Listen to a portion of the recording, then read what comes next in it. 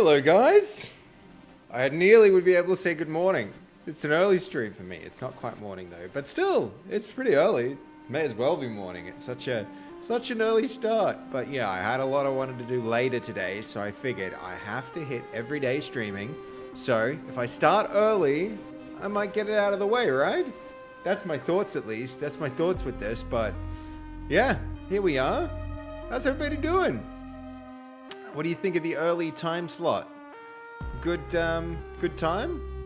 Good chance to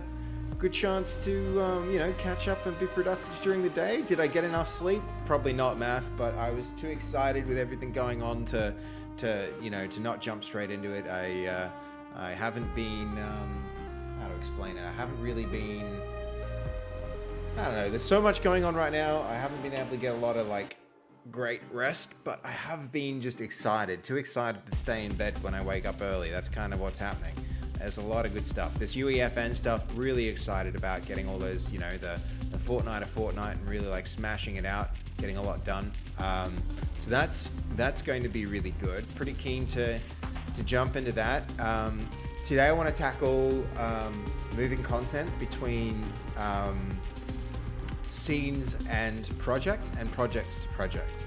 That's really what I want to dig into and try and understand. And I also want to do a little bit more planning and documentation for the structure of the project that we've got. So yeah, that's kind of the plan. And I usually I'll talk for a bit and warm up, but I think I'll try and keep that a bit short today. But look, everybody's here. Who's here today? We've got Vegas. It's good to see you. Math, Eightfold, Fizz, and of course the one, the only Goldie in the chat as always. How are we all doing, guys? Is everybody having a good day? It's cool to see everyone here. Snolzy too. Man, that emote. I think that emote doesn't get enough use. It gets a lot of use, but it doesn't get enough use. It's you're busy working. Yeah, I know how that be. Yesterday, honestly, I meant to start stream earlier yesterday, but it was such a freaking busy day.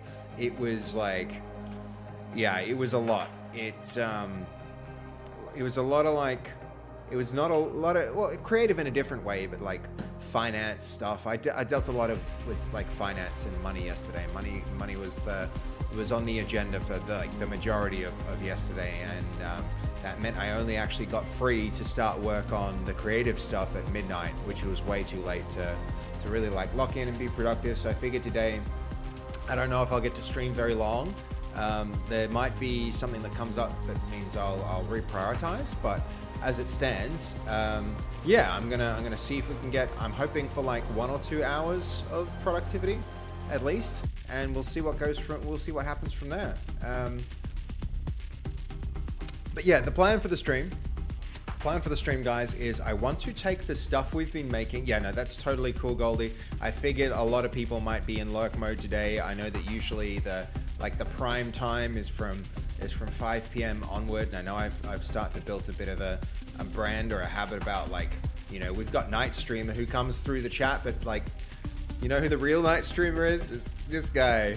Yeah, I do like my late streams, and I've always been like that, honestly. I've always been a person who works really productively at night, and I think it's because nothing tends to pop up and interrupt me. When you've got a business, a lot of things can come up and take your attention.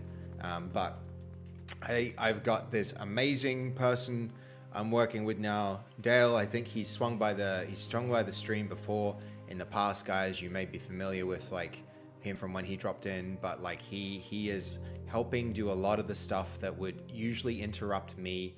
He handles now, so it's pretty cool. But yeah, it's good to see everyone. I hope everybody's I hope the time slot's not too inconvenient. I know a lot of people are probably at work. It sounds like you are, Goldie. But I'll work too, and we can just body double. You guys will be working, I'll be working. We'll see if we can encourage one another to lock in, because honestly, that works so well for me. That's one very motivating thing. Sometimes, guys, I'll be I'll go down and I'll be in the space at home, and I'll go downstairs and I'll make Fast a coffee, and she'll be like, "How you doing today?" And I'll be like, "Yeah, good, but not very productive." She's all right. get upstairs. She like grabs me by the ear. She drags me to my desk. She sits me down and says, she just sits next to me. And then she just sits on her phone and she just works, because she knows that like, if she's next to me and she's there doing her work on the phone and I'm working, that I'm going to be locked in and productive. It's this weird thing where if somebody else is being productive around me, I kind of just like get really focused and productive. So how you doing, Sly? Good to see you in the chat too. God, man, there's such like a great group of core members here who are always in the freaking chat. I love this place. This place is so good. Yeah, fast is a great motivator like that. There's like, I recently discovered a whole Twitch category for like body doubling, and like sometimes there's streams of just people sitting there saying nothing, literally saying nothing, and just working, right? They're just doing their homework, or they're just studying for university, or they're just coding, and they don't even talk with chat, but they'll have like 500 people in the chat. Those productivity streams. Yeah, maybe I need to get a little bit more. It is a thing. But at the same time, like, I don't know. I feel like this stream is about community and personality, and like, you know, it's about, I don't know. I've definitely realized that I can be a yapper, and I'm in a space where there are lots of yappers around me too, you know? Like, there's a coffee cup downstairs. I'm 100% sure it's Dev's, and it just says like yapped my way to the top, and it has a picture of a bear in a suit wearing sunglasses, and it's like she's a yapper, and because she's such an intelligent and eloquent person that like Dev absolutely, she has a great stream where her stream is fantastic. It's such a huge stream, and it's because she's just a good yapper, and I realize I'm learning to be a bit of a yapper as well. So yo, Reloader, how you doing in the YouTube chat? That's pretty cool. Good to see you there. I know we've had YouTube chats being active, but I don't know if I've ever seen you in the chat in maybe I have. Maybe I have seen you in the chat on YouTube before, but in any case, it's good to see you there, dude. A lot of them use a shared Pomodoro timer tool and do sort of focused sprints of work, and then they have a yap break. Most of the people in chat use the tool and upload their to-do lists too. That's pretty cool. I mean, I should check that out, Sly. I know this one streamer, she streams work productivity streams where she sets like 25-minute timer to focus on work. Yeah, then chats with her chat for 5 minutes. Yeah, I think I need to try and do the Pomodoro thing. That's totally cool, Goldie. Don't even stress, dude. Don't even stress. It seems like Reload is in there anyway. Hey, we've got T-Firepuss. Welcome to the YouTube chat, man. Good to see you here. How are you? I'm sorry if I miss messages in the YouTube chat. It can be hard to stay on top of both of them, but it's really good to see you, and I'm on top of them right now. So welcome. It's amazing to find people through YouTube. I'm getting so many new YouTube followers just by going live and having streams there. So it's really good to see you. Welcome. So should we get into it, guys? Shall we kind of like jump into it? Because I created a new scene. I think you guys might like it. This is the category you were talking about with co-working and study, right? Did you just change our category just now, Goldie? No, we're still in software and game development, which is what we're about to do, so that's totally fine. Okay, yeah, there is a category for doing that. It's pretty interesting. There's some other, when I got Twitch Partner, a group reached out and invited me to connect with it, and I started the process of, connecting there. It was something like, what was it? It was like Twitch Creatives, and so maybe I'll be joining that and adding a little note to my thing. Math, good to see you in the YouTube chat there too, man. Thank you for keeping Firepuss company there. That's awesome. So check it out, guys. I've got this new scene. You know how I draw stuff, and I'll when I explain a concept, I'll go to this. I'll open up this program that I think it's TL Draw. As in TLDR, but AW, very clever name. But I've created a new scene, and hopefully it should automatically activate when I switch there. So check it out. Boom. It's, yeah. Now we've got a new, though I need to flip this. Hold on, flip horizontal. let me just check if now with this, oopsie daisy, if I go back to chat, if that worked. If I go chatting now, it's flipped me here. That's fine. We can work that out. But details, teething issues. Did I install Linux? Is it coming later? I think probably, honestly, Fizz, I would not be against installing Linux at some point. So since we just want this quick and easy, what I'm going to do is we're going to, probably I should do this with that, there's that fancy feature that lets me, what's it called, studio mode, where you can kind of like get your scenes right without interrupting stuff. But you know, we're going to do it live. Put chat on that side. There we go. For now, that'll do. And I'll just remember to keep my diagrams up here. But okay, so here's kind of where we're at. We've got this flow going. I think this minigun, what I would like to do is just like take a moment to think about what's happening with this arcade minigame activator and diagram that out a little bit more closely, because this is the system which we've actually gone and built now. And so I think it would be cool to just like, we'll put a dash line here and we'll create a new, I'd like to go through what we've got in the Unreal Editor and just actually like take stock of what's happening with it. So what we have here is we've got our activator, and this is the custom teleporter device. I think that's probably the first thing I'd like to do is go and rename this to be something other than custom teleporter device. I think I'm gonna think of this thing as the minigame activator. It looks good so far. That's sick. And welcome, by the way, Squids. It's good to see you. It's good to see you in the YouTube chat. How good's that? Are you liking the look of the stream? If so, that's awesome. Thanks for the feedback, man. I'm really glad that's looking good, because yeah, you know, like having concepts and communicating them, I think is a big part of the stream. We do a little like almost like teaching. It's not exactly teaching, but like it kind of is. And so having a scene like this where I can jump into it and be like, all right, here's the concept, have a look at, you know, X or Y or Z, and we can talk about it, and I'll like, you know, draw it out, is really, really useful. So I'm glad that that's working well. I can't group them together, Fizz. Like if I group these two things together, what happens is my mask breaks. So yeah, unfortunately I have to keep them as two elements that I move separately, but I'm still learning OBS as I go. Okay, so we've got this custom teleporter device. That's the first thing I think we'll do is we're gonna go and rename this. Yo, Squids! Thank you for the follow on Twitch as well. I'm guessing what happened just now is you found us on YouTube and you decided to check the Twitch out. That's so cool. That means I probably got a new subscriber on YouTube and also a new follower on Twitch. That's awesome. Thank you. Thank you for the follow, dude. I really appreciate that. And welcome to the stream, man. So yeah, I you know, there aren't too many new people, but I'm sure you're new, and so I'll just quickly explain that my company has got a game called On Point. You can check us out here. Yo, Reloader, thank you so much for the subscription. You've been subscribed for 2 months now, and you've got the tier 1. Dude, you're everywhere. You're supporting in the YouTube. You're supporting here in Twitch, and thank you so much for the sub, man. I really appreciate that. Thanks.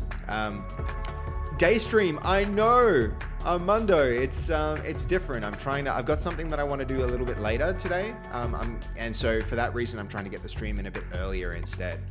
So switching it up, and I also want to see like what the viewership is and how productive I am when I do it this early. So yeah, we're gonna have a shot at doing it this way. And in a sense, like usually what I'm doing is work for my company Actuator during the day. But that said, I'm working on Point, which is an Actuator project. So I figure, you know, I'm still doing work, and so I may as well stream, even though it affects the rate at which you can work a little bit. But yeah, no, look, Reloaded, you've got a message here with your resub. You're saying like, thank you for everything you do. And dude, like, thank you for everything you do, coming here and supporting the stream. It's like, can I please get some Reloaders in the chat? Because this is an emote we don't see enough. But you are such a big supporter here that you've like got your own damn emote. Can we drop a few of those?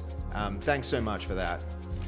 How long do I expect this project to take? I'm doing a fortnight of Fortnite. So we're on day 5 now, and I'm aiming to try and have this done in 14 days. So I'm really trying to lock in and make as much, well, it won't be done, but we'll be at a point where, you know, I want to be able to get everybody in and do a test together in 14 days. So it's going to be pretty quick. Day 6, actually. Yeah, math is right, day 6. So with that in mind, let's lock in and try and be productive, right? So we've got our custom teleporter device. I think this needs to be a, you know, we're thinking of this thing as a mini game activator in UEFN. So what I want to do is I want to be consistent with custom teleporter device and try and call that mini game activator. And notice here, like we've got things like, we've got first person camera. How this is named in the instance, the class it uses camel case and underscores between it. I think I want to try and be consistent with our naming as well.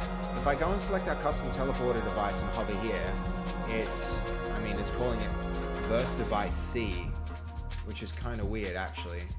I wonder how we give it a class name. That might be a thing to just check out quickly.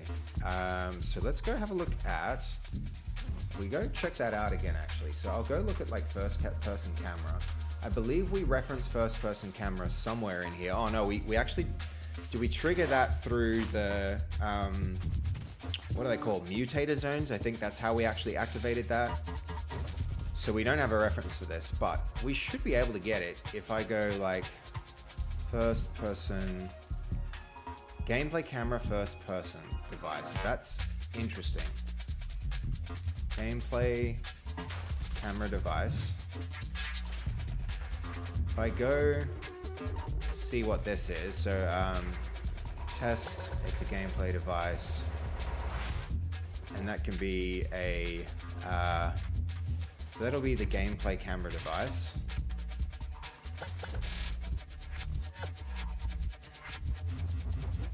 Is gameplay camera device a type? It's abstract. Use a subclass of it. Well, let's just have a look here and see what actually, hold on, that's wrong. If I go to this, where do we actually get like the class? Notice it has a class name. Maybe there's something that inherits it. So that's an abstract one. In the editor, we have these first person camera device, camera modes, first person C. Let's see if the name there matches here. Device, no. So I'm still trying to get a handle of the classes. Why do you need a custom teleporter? XZ squids, that's a good question. We're kind of doing, like this teleporter, it's not gonna be your usual teleporter. I'll run it really soon and you'll see what's actually happening here. I want to do a whole bunch of extra behavior that you don't get with a normal teleporter. We're like jumping from location to location, and we're fixing a person in place, and then we're like turning it into an aim trainer. So it's not a typical Fortnite experience. We're going for something really different. But in any case, custom teleporter device is a bad name for what we're doing here. Let's start by renaming that and see if it breaks everything, right? So this is a minigame activator is what I'm going to call it. Minigame activator. So in truth, like this thing is doing much more than teleporting. Teleporting is a component of what we're doing. We've got this teleport function, but this thing is really just activating minigames. So that's how I want to actually think of this thing. And so we're going to try and change the name. We're going to change the class name, and we'll see how UEFN handles that refactor. Because I expect it to break, right? Because what should happen now, if I build this verse code, is now the reference is here. Okay, cool. It actually handles noticing this. This level contains devices that refer to these missing verse classes. These classes may have been rearranged, moved, or deleted. Yes. To undo those changes in VS, if you continue, these devices will no longer work. How do I do the refactor then? mean, let's just go have a quick check and see like what's the best practices for handling this. Alright, I'm gonna go back to VS Code and change it before this whole thing like blows up. So let me cancel that. It really doesn't like it. Open VS Code. Go on. Come on. Maybe continue. I'm guessing it just broke everything.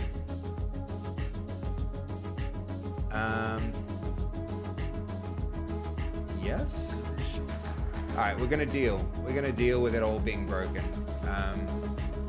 and we'll just reassign everything we need to.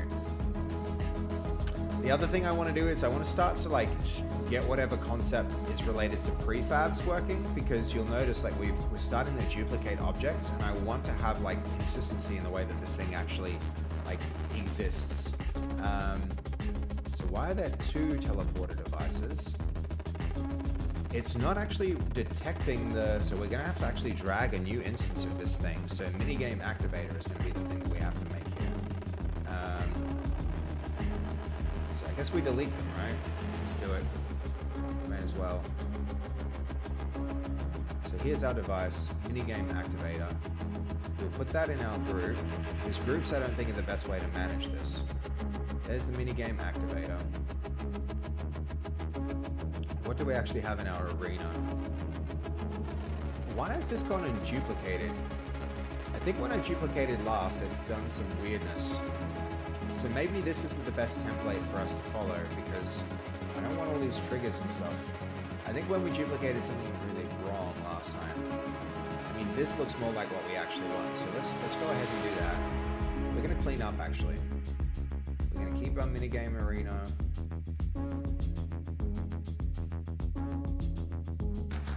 That. I only want the one shooting range. Here's the... Let's select all the descendants. Focus that.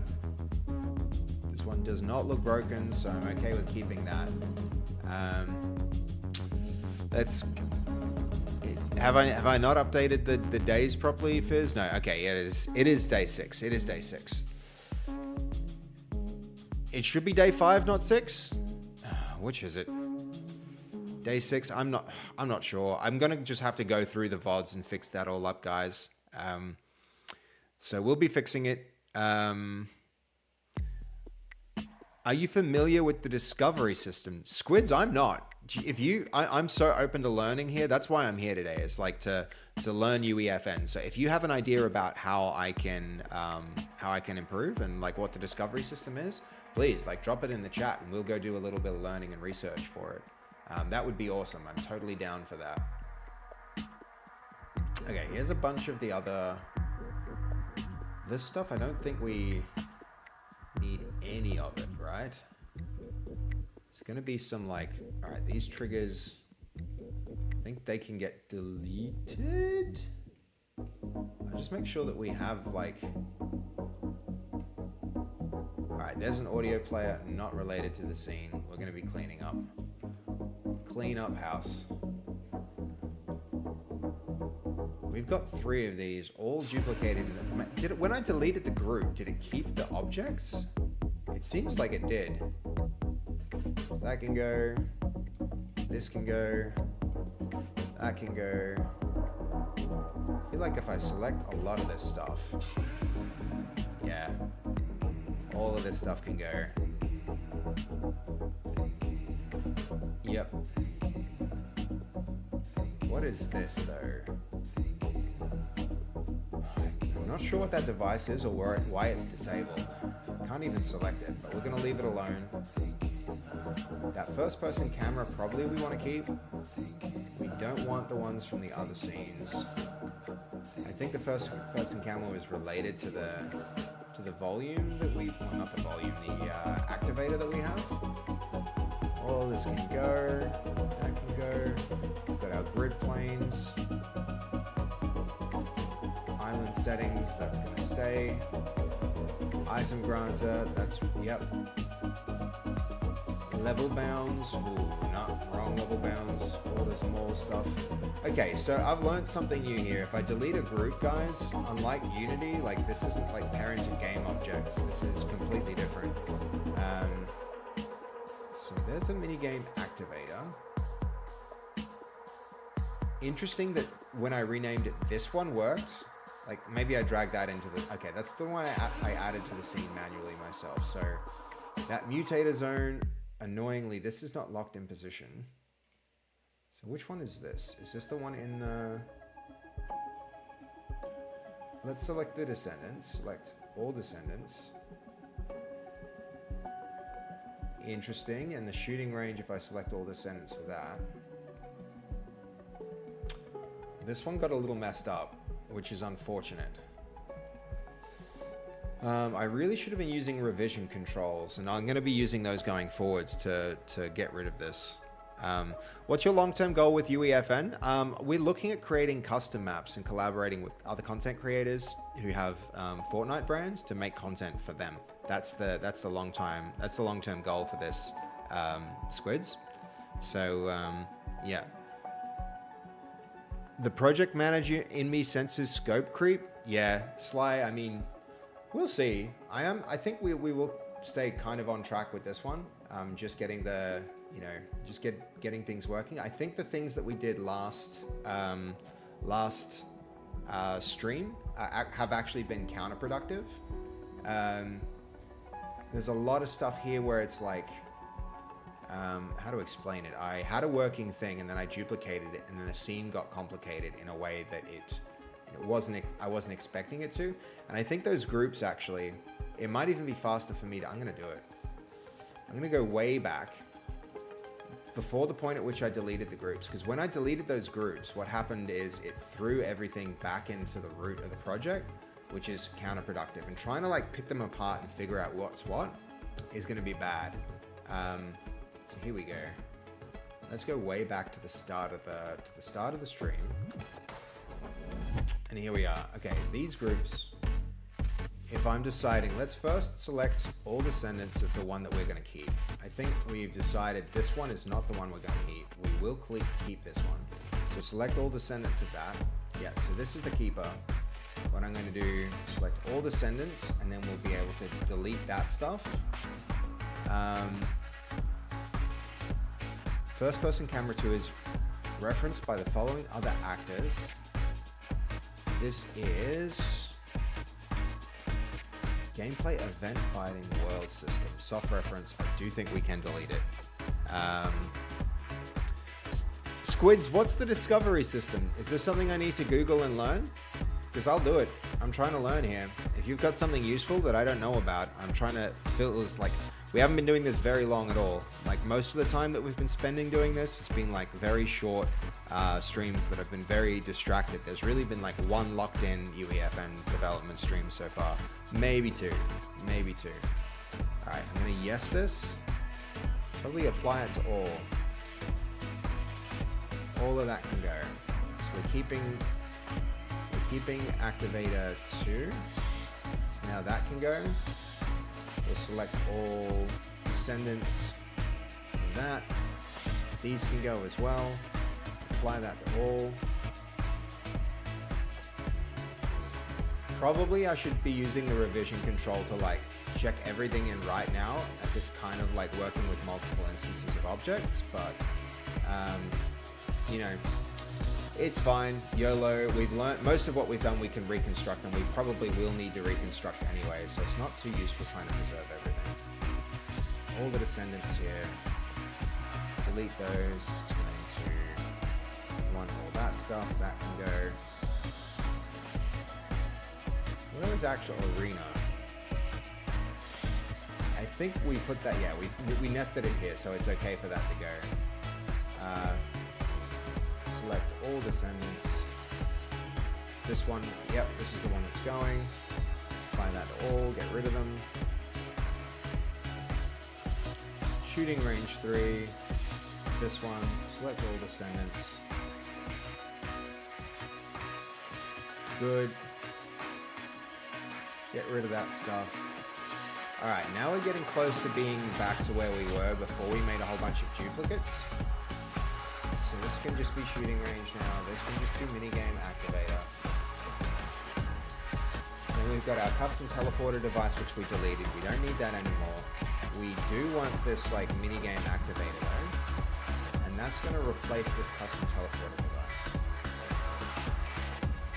So that could go in here.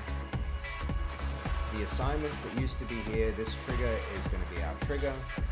This,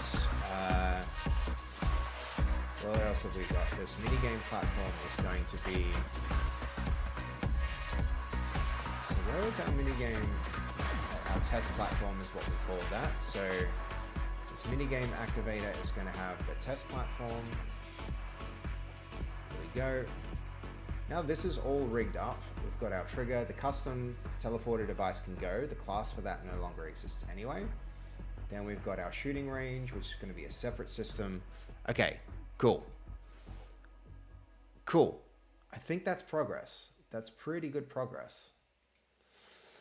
All right. Let's just run this. So we'll launch a session. We'll run this and see how it goes. I'm going to save all of that. And potentially when we're at the next point, if this checks out and works and like we teleport to our minigame and timeout and teleport back, I'm then going to check this in as like a revision that we can build on. Because we've been seeing this little thing here. But also we can start to, now that we've like cleaned this up a little, we can start to document this. So we've got our, we're at this point now where we've got our, so we've got a trigger. And that trigger, it's used to activate, so we've got our minigame activator. So our minigame activator uses a trigger, and that activates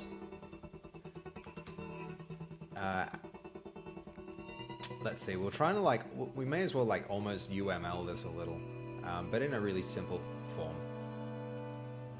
If you guys haven't seen UML, it's like it's like a notation, universal markup notation. Oh, let's have a quick Google and see what that's actually refers to. UML is unified modeling language. It's so it's just like a way to kind of describe classes and systems. And so, that's actually a bad example of what UML looks like. This is what more typical UML looks like.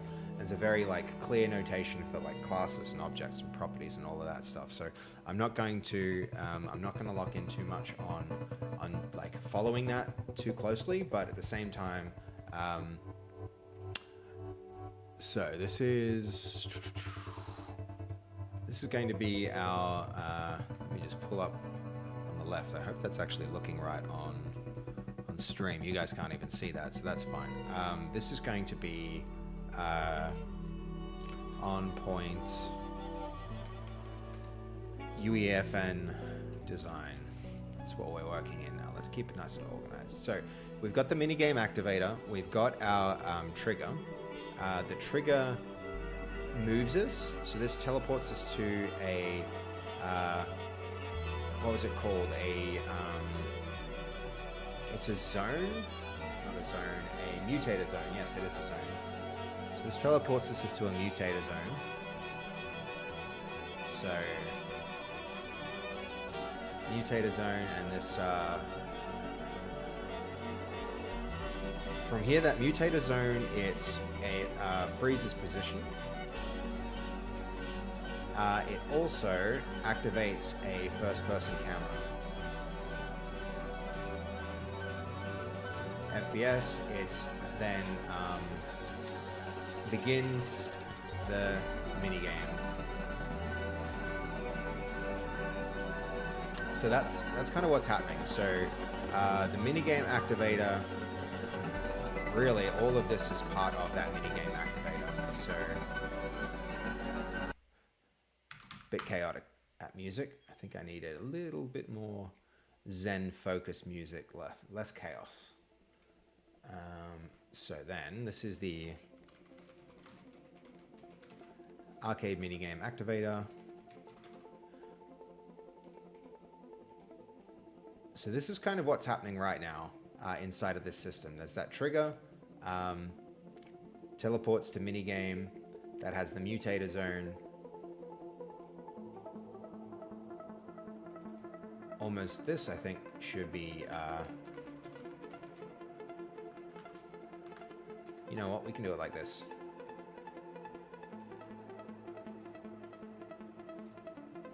Let's make it a little wider, give this method name a little more space to breathe. Teleport to minigame.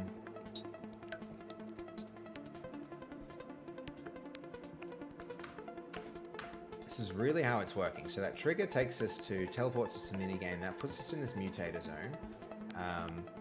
From there, interesting. What if I can like underline here?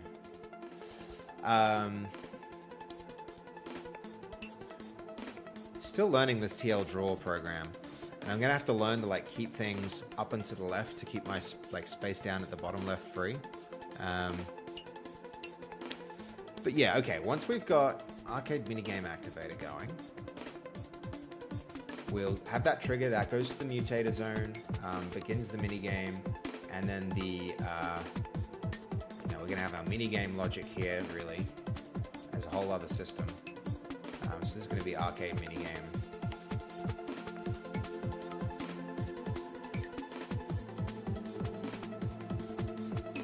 So begin the minigame, we then have that happen.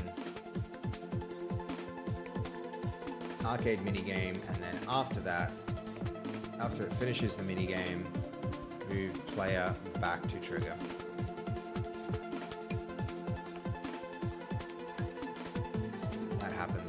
Next.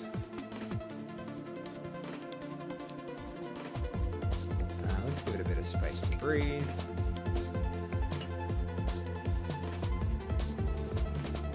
So this is going to be interacting with the score system. And we'll fill this stuff in later, but right now, all this is doing is just sleep 10 seconds.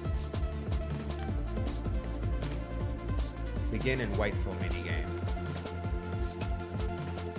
Begins and waits for minigame. So this is kind of where we're at so far, and I want to take this, like this system here, this system especially, with its like connection to mutator zones and triggers, and I want to turn it into something like a prefab, right? That's maybe the next thing to do with this. So with that in mind, I think I need to do a little bit more learning. And I see, Squids, you probably know some UEFN already, which is cool. So if you have some answers to the stuff that we're doing, I'm really open to feedback. If you want to be like, jump in and be like, oh, go down this path, this is what you need to know. But with that aside, this is the question I have. Like, I know that Unity has something called prefabs, and I want to know how Unreal and UEFN handle that same concept. I want to be able to take a combination of systems I've made in a scene and move them back into the project so that we can be they can be reused. So what seems to be the case is that UEFN provides a system that's very similar to Unity's prefabs based on the seam graph framework with entities, components, and prefabs. How it handles prefabs: instead of Unity game objects and components, UEFN uses entity containers and components that add functionality and data. So, okay. The entity might be a platform, and components add visual triggers, lights, logic, etc. Creating prefabs. Select/assemble your entities and components in the scene. In the outliner, right-click the parent entity, the root of your system, and choose Save as Prefab. Interesting. This is why, like, I've been grouping them, guys, but maybe we actually need some other thing here that you know, treats it differently. Okay, so check it out. We do actually have this working. So everything was preserved when we implemented it. Oh, yep, it did for 10 seconds. Let me also full screen this so you guys get a good, a good look at it. This needs to be windowed full screen. Apply that. And there we go. Keep changes. Excellent. Back into the game. So that teleported us and teleported us back. I think I need to now keep all those systems in a group, and then probably, rather than having like a group with this folder, we actually need to like parent it to some kind of object, like we would a game object from the sound of it. But that's a new question for it. The shooting range, I'm going to kind of turn that off because I don't need that. That's going to be that like a separate system, as we noted. So right click the parent entity. Okay, so in one step, hold up. It takes so long for Microsoft's text-to-speech to warm up sometimes. It really like, okay. In Unity, that parent object would be an empty game object, but I don't seem to see any way to do something similar. Your instructions here tell me to right-click a parent entity. Talk me through how I would set up this parent entity. I currently have objects in groups.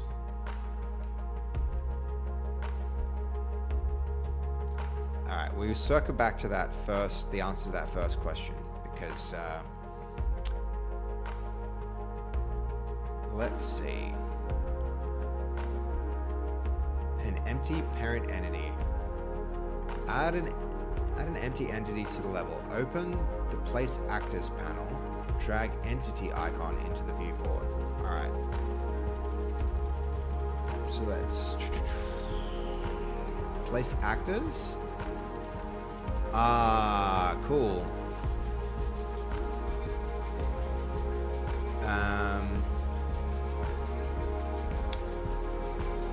Drag the entity icon. There isn't an entity icon.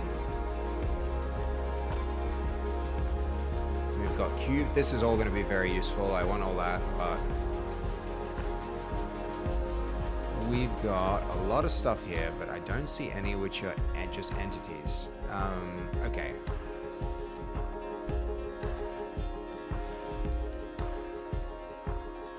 When you say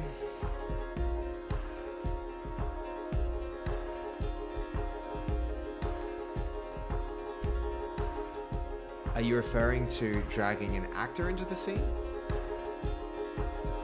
There is no icon or name for simply entity.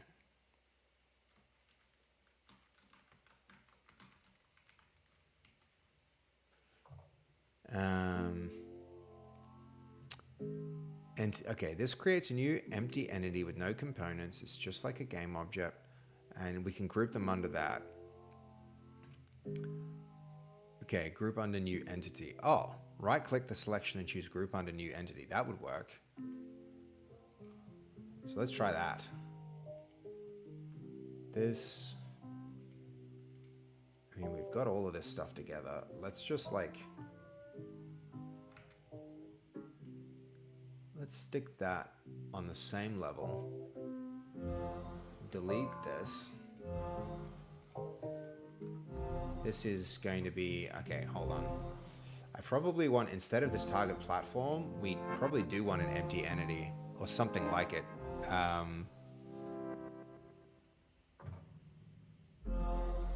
So yeah, okay. Select all this, right click, and we'll see if it's actually hallucinating or not, because I don't remember seeing that. Nope. Group under new entity is what it said. Right click your selection and choose, okay, in the outliner, Select the entities you want to group together, right click on your selection and choose group under new entity. In the outliner, yep, this is a lie. A hallucination. I've also selected my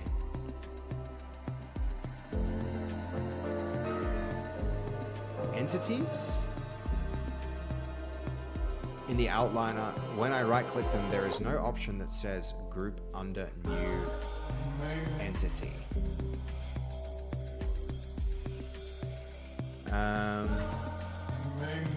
Yeah, I think it's hallucinating a little, which is unfortunate, but it's been pretty good so far.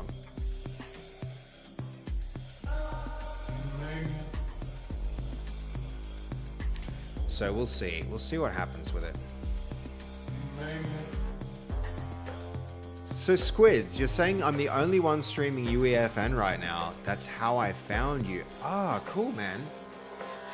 That's surprising. Like on all of YouTube and all of like Twitch, if I'm the only one doing this, that's pretty weird. That's quite an interesting thing. Thank you for answering the question though. I'm always really curious about discoverability. Okay, so the terminology is slightly different. Okay, sure. The base building block in the scene graph is called an entity. Yeah, I know. In the Place Actors panel, you should see a category or icon labeled entity. I don't. I wonder if it supports screenshots, like ChatGPT would. We'll try it.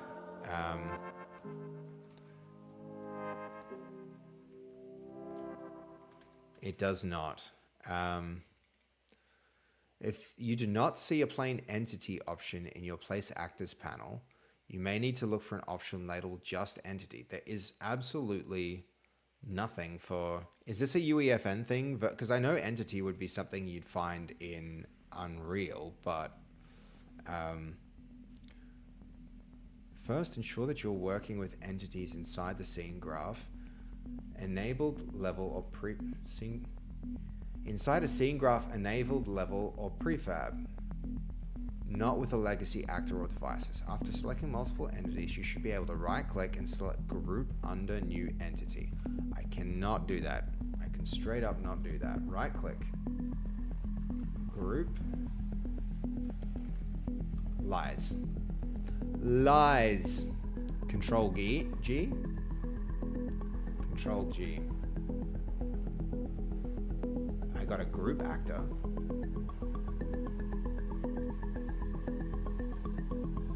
It's weird how it works though. If I select it,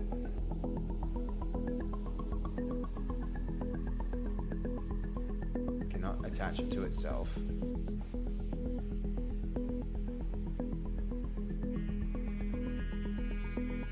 What the hell?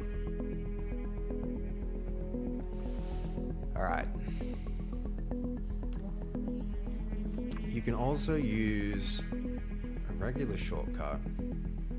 Control G to create a group. It creates an item labeled group in the outliner panel, which allows you to move, edit, lock it as a group.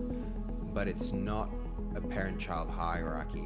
For hierarchy and prefab structuring, use the empty entity method described above. So, go to Place Actors panel, look for entity, drag into scene. Place Actors panel, there is no entity. Just like straight up, there is no entity in the Place Actors panel. There is definitely no entity in the Place Actors panel. See what it has to say for itself. I mean, the grouping thing seems to be kind of useful. That's one step at least, but if you do not see the entity, check the project type. Scene graph features, entities and prefabs are only available in scene graph enabled levels. If your project is using classic creative workflows, Legacy World, you will not see only, okay.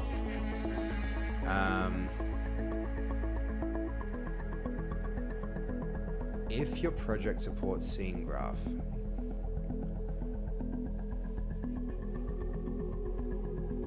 I mean, that's kind of weird. If you want entity-based prefab workflows, create, migrate to scene graph. Okay.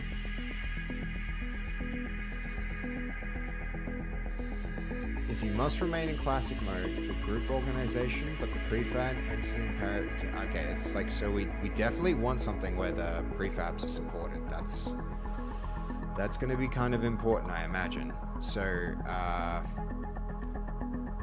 it's not even going to be an editor setting. This is probably going to be a... So where is it? We've got island settings.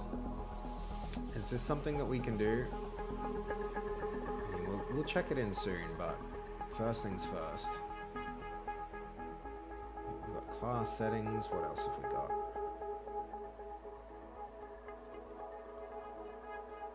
I mean, there's so much here, but I don't think any of it's going to be related to what we actually want.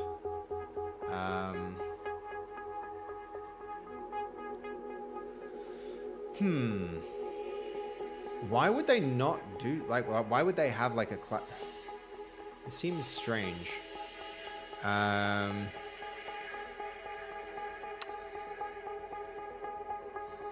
very interesting thing here.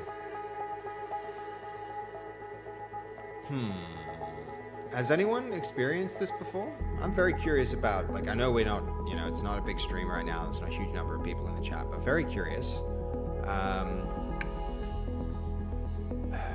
So how can we migrate?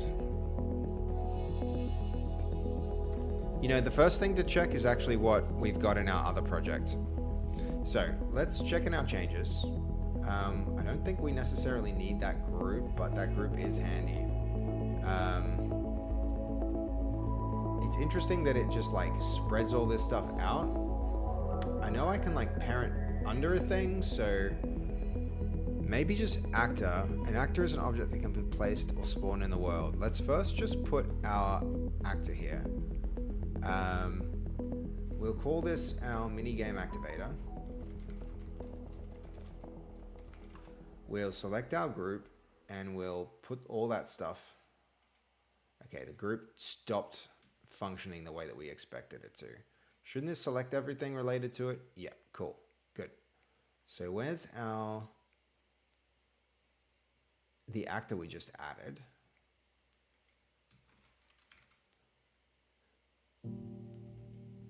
I mean, it's not that. Group actor.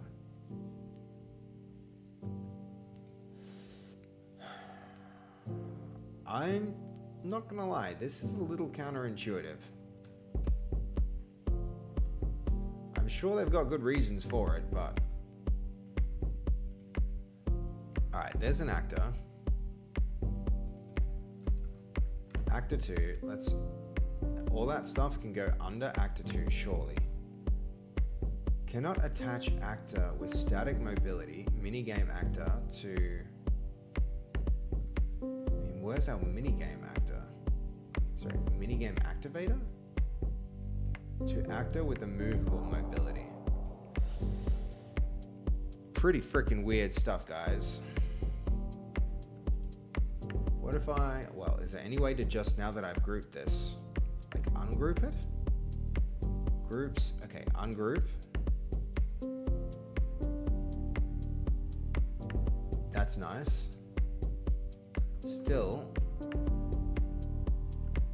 first person. Okay, this actor just can't. We can't use actors for grouping. I really think this hierarchy thing is like, it's an intuitive way for me to do this stuff. If I don't have that, I'm going to be pretty frustrated with it. I think the scene graph level is probably going to be the way to go. So let's first just confirm. So let's check our changes in. We'll check in these changes. Make sure that we're actually at a point where stuff is saved. From there, we'll be able to switch across. So let's see. This is going to be implement the basics of minigame activators.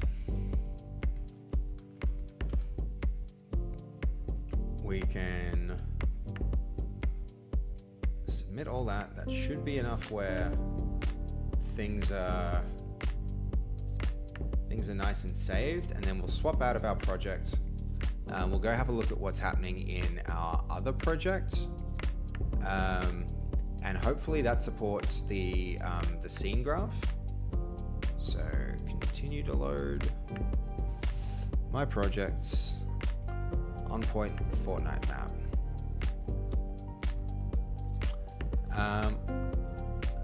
So outliners and tricks. It's not really, I don't know if it's like hallucinating this. So new level scene graph. We'll just try that. In theory, we should be able to just like make a new level here without making a whole new project, and that might be enough for us. We'll see if that's supported. Yeah, that'll probably be a good approach. Because right now, that's not a bad, it's not a bad thing. New level, file, new level, yep. That'll be next, but first let's see here. So do we have a entity? We also don't have an entity here. That's going to be annoying for Jose potentially. So unless this is hallucinating and it's giving us bad instructions, I think the next step is to try and create a new level that has scene graph enabled, and then from there we'll be able to create a prefab. And from there, we'll probably give Jose the bad news that we have to like reconstruct this whole thing, or maybe we even just reconstruct it ourselves and take it from there. So file, new level. Where is scene graph? Didn't it just tell us go file, new level, scene graph? Where's scene graph? We've got simple blank island. There's nothing here to say scene graph. File, new level.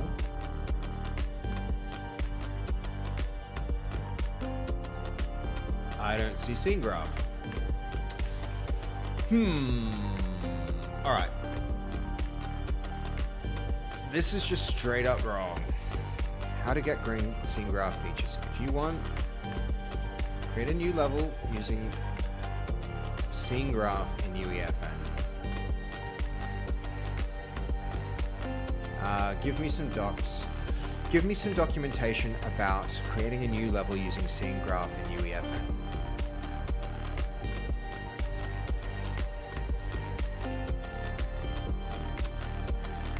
When we've got that, then we'll rewind all the way to the back, like to the start of this chat.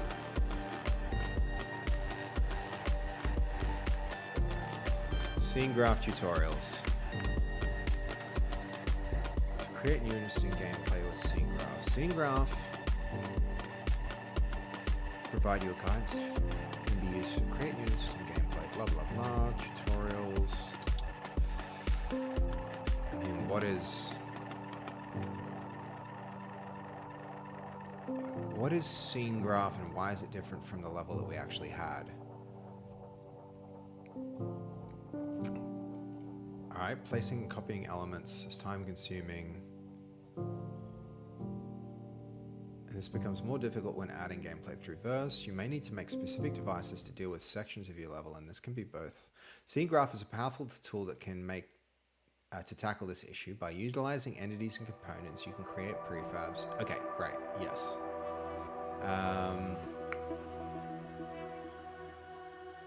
We'll go through how to create a platformer using scene graph. You'll write Verse components to create different custom behaviors, such as making entities disappear and move around. Great. Blank starter island. Under project settings, make sure that the scene graph system is enabled. Where is that? Project settings. Do I see anything like that? I mean, it might just be as simple as project settings. Edit, like edit. We've got editor preferences. Where's that project settings option? Is it some kind of setting under project settings? Project location, project name. It's not on this UI. And it's not on this UI. Got editor preferences. This is our project settings. Don't think so.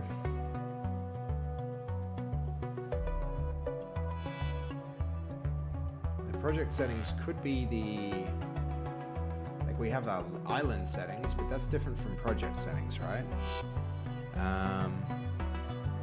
PO format. Is that something here?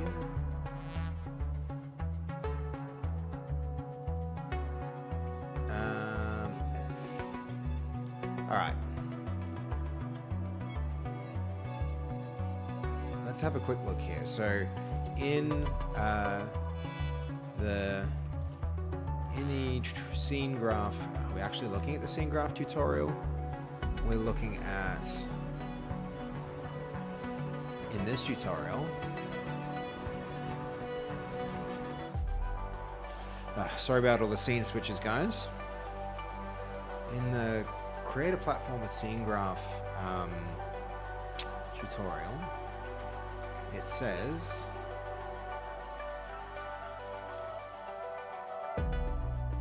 under project settings,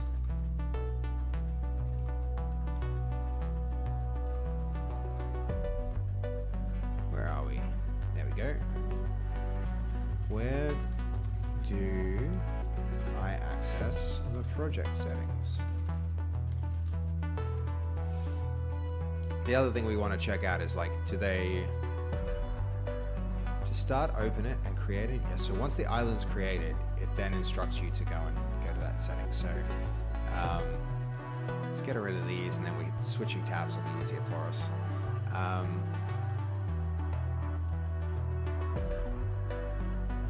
Okay, go to the toolbar at the top of the UEFN window, click project, and select project settings. That seems way too simple. Why couldn't I find that? Because on the toolbar, click on project. Go to the toolbar at the top of the UEFN window. Here's the toolbar. Click on project in the main menu. Project settings. All right, God. I feel like I'm relearning a lot here. That's very interesting. All right, we're making some progress on it though. Okay. Scene graph system. Enabled. Disabling scene graph will not remove any content while enabled. Good. Good. Excellent. Excellent. This is progress. This is progress. This should put us in a really good position now to group our objects in an intuitive way. Well, intuitive for me. That stuff. And we should find entity here now, right? Entity, excellent. This is what I wanted to see. So we can put our entity in the world. Yes. That can go. Okay, entities can only parent other entities. That's annoying. Can't even rearrange this in order.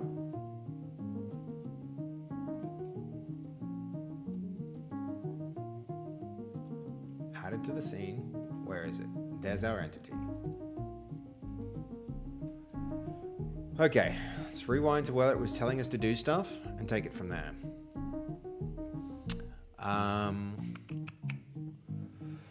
You know what, guys? I think this is officially the quietest chat has ever been.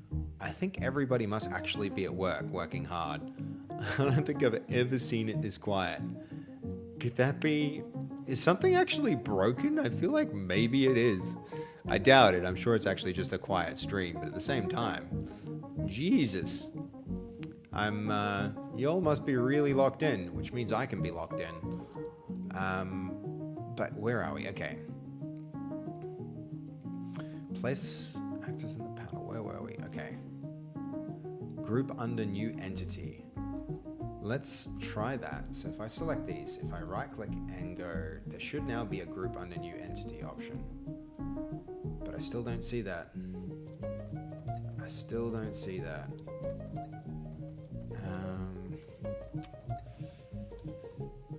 We've got... Still just straight up isn't giving us the right instructions.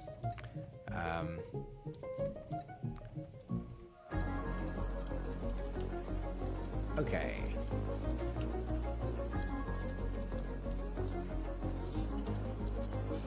You can use this as a parent group for other entities, objects, for organization. Okay, how to create and use an empty parent. Add an empty entity to the level. Drag this in the outline and select the entities that you want to group together. Right click. Okay, so the things that I want to group together include still working and lurking. Nice. I mean, yeah, it's just so I'm so used to being so really locked into chat, Goldie, that when, you know, I think this is setting a new record for how quiet chat is. It's making me feel like, oh, what's going on? I think I really like the later stream slot where it's more, you know, it's a lot more active and there's a lot more chat going on. I think this is probably the smallest stream we've had since the start of the game jam, right? Which isn't a bad thing. It's still nice to be productive, but I think the later slot's definitely the better one. I'm learning, but yeah. What are your thoughts on it, Goldie? Do you like the earlier stream, or is it bad because you can't really pay any attention? You're stuck doing your work. But at the same time, I'm also kind of doing potentially boring, well, like, you know, learning work here at the same time. Like, I really want to like put my best foot forward when I do a stream. So, like being there and then like having great content isn't necessarily the same as like me like learning how to make content, which is what I'm doing when I do this UEFN stuff. You know, it's a very learny type of thing. So. Okay. So, the things that I want to put into this prefab include a camera, first-person camera. Yeah, more people are done with work later on. Yeah, I hear you, dude. I hear you. A first-person camera, a mutator zone,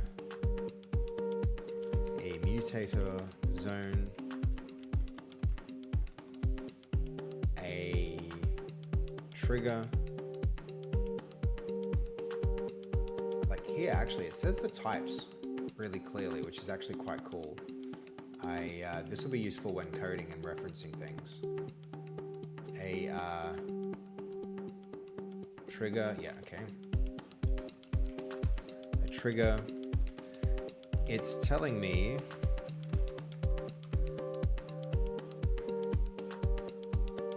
when I try and drag them, entities can only parent other entities.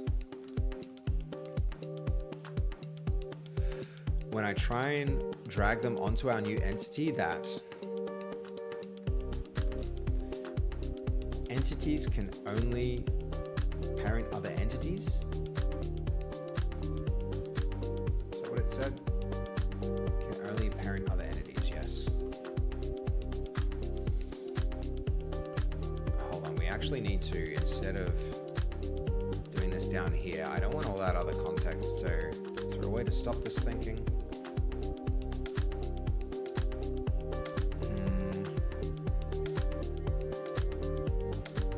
So let's see. This one needs to be edited. Well, we'll let it finish its thinking.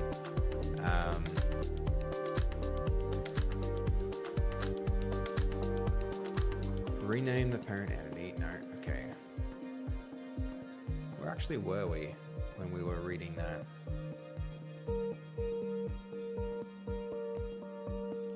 In UEFN, group under new entity.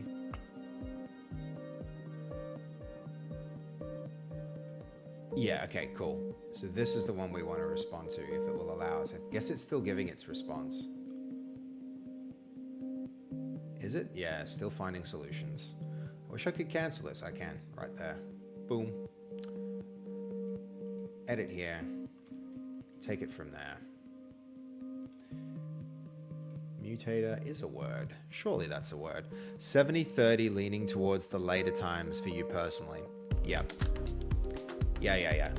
I wanted to give it a go. Like Castell suggested that I try an earlier stream, and I thought, you know what, I'll give it a shot and see what happens. So, you know, we're experimenting, we're figuring a lot out. It might be the case that I can do both potentially, but it does really seem like the later streams are the ones which work best, just from this initial impression. But maybe bigger sample size could be better. Bigger sample size could be better. All right.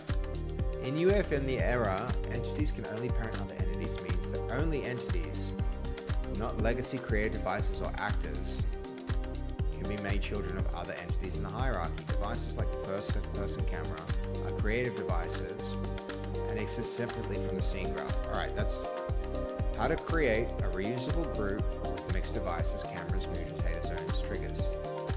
Are you serious? Using prefab workflow? Okay. All right, let's try it.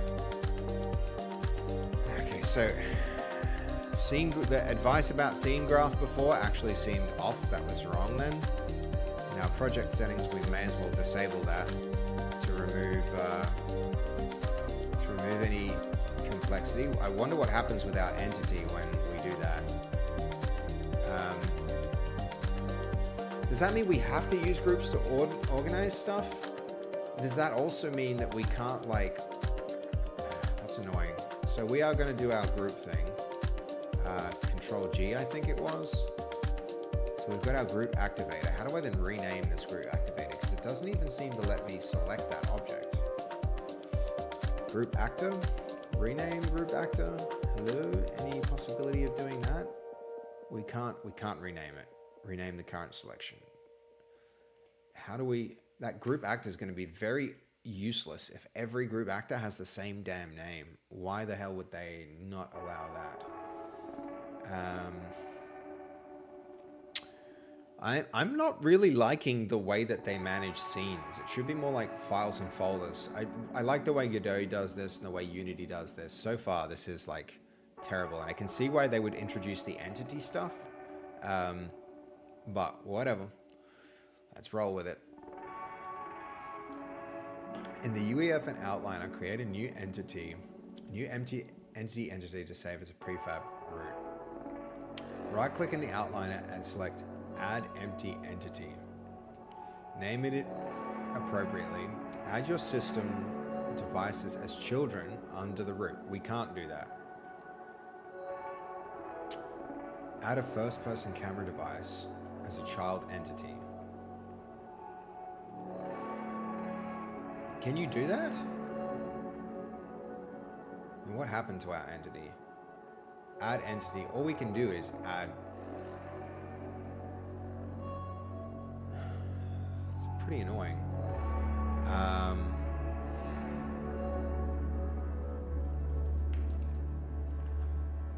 If I right click here and go first person camera, it depends on where the core audience is globally. It's okay for the United States right now because it's nighttime. But for them, here in Australia, everyone is working during the day. Yeah, dude, Goldie, I'm noticing that, would you believe, like, more than 50% of our audience is American? Like, I think some of the core members of the community, like you, are Australian, but it's an American audience, mostly. It's very different. Dude, I'm really glad you're here, keeping me company, being there in the chat. It feels a little lonely when you stream and nobody's saying anything. You don't know on how many levels I appreciate you having, like, appreciate having you around, Goldie. We need to, I'm actually really, really looking forward to shaking your hand in person when it comes to PAX, dude. We should definitely, like, I'm so sorry I'm bad at responding in Discord. I know that, like, just life is hectic. I know I'm dropping the ball on communicating with you, but I really appreciate you, dude. And please don't take my radio silence as any indication of, like, yeah, it's just life is chaos. And I do this for so many people in my life, unfortunately. I drop the ball on communication. It doesn't surprise you, yeah, man. Add a first-person camera device as a child entity. First-person camera. Add a first-person camera device as a child entity. How do we do it, though? Right-click. I don't know. There's no group on a new entity for these things. It doesn't seem to understand the distinction of like unlocks the selected group. Yeah, man. But like, so are you. You're also a busy dude, and you give a lot of your time. You know, it's like that, like that. Okay, so add your system devices as child entities under the root. Arrange the hierarchy in the outliner. Drag the system devices onto the root entity to make them children. You just can't do this.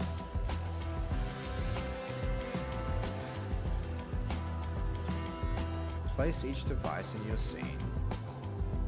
There is no way to parent these non-entity devices under. Alright, select all the relevant devices you want to group in the outliner. Right-click on the selection. Right-click prefab. Create prefab in the details panel. Or use the outliner context menu. Where's create prefab? I would have seen that if it existed.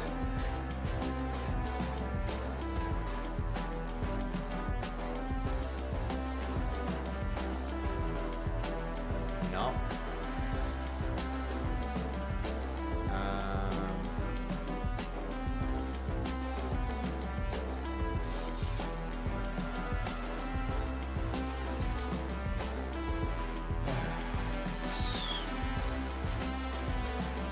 Details panel. Where's our details panel?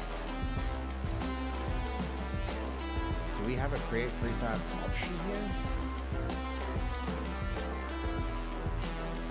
Building pieces. It's just giving a lot of advice that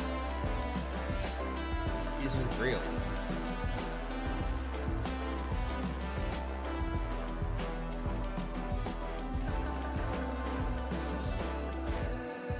I've selected all the I've selected all the relevant devices that I want to group. I right-click them and there is no create prefab option in the context menu or in the details panel.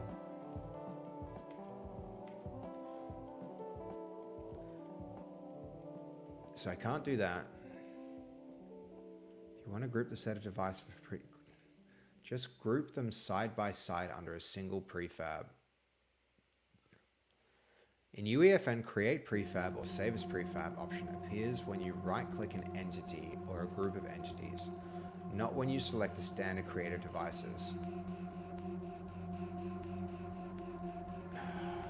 This is really frustrating me.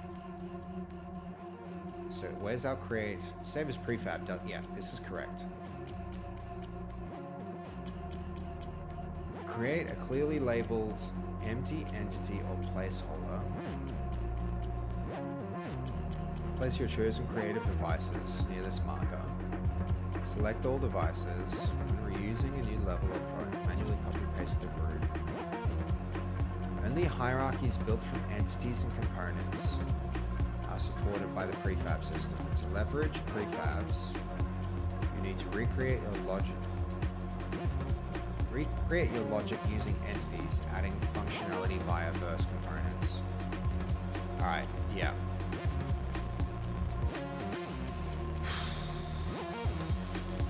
So it seems like we need to recreate everything that we've just done in verse is essentially what it's saying, which is crazy to me. Select a template scene or blueprint scene for your project with your group devices. Copy paste the template group as needed into new levels.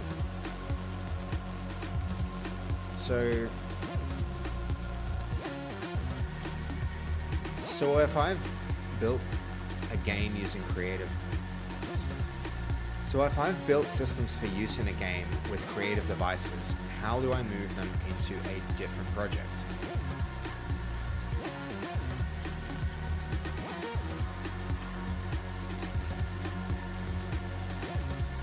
pretty wild, you guys. I actually am really surprised that this is so limited.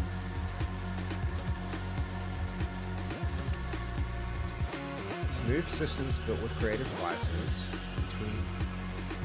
Use the asset migration workflow.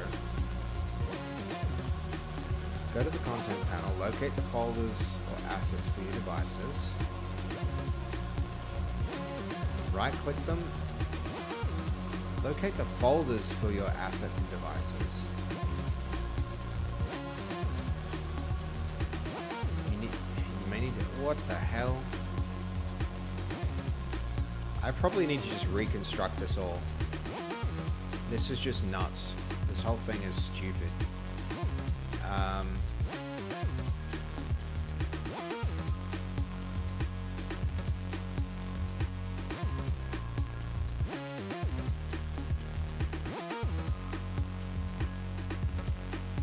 This whole thing is insane.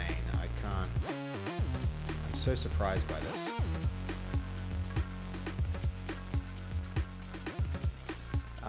All right. So we made progress here, but like surprisingly, with this entities seem like what you like. Everything should just be an entity. That really, if I was going to design an engine that handled this, and this is the way that so many other engines handle it: Godot, Unity, and probably Unreal too. Maybe like all of these things, like the device camera, all that stuff is like symptoms of UEFN. And UEFN is just a weird place. It could be that. But, I mean, there we go. Look at that. Now the group activator hasn't moved. If I want to move the group activator, I should totally be able to move it into... Oh, how annoying. How am I supposed to... I guess I can just, like, move to group. And look at that. The group I've got here... Minigame activator isn't appearing in groups. Yep, this is whack. Quite wild. Group activator.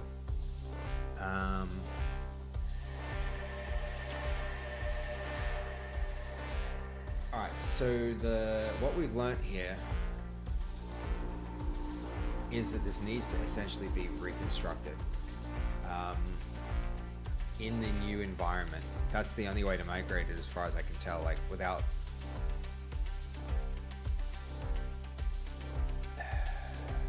migrate all related scripts assets. That migration system I think is like no, that's just not how we're gonna do this.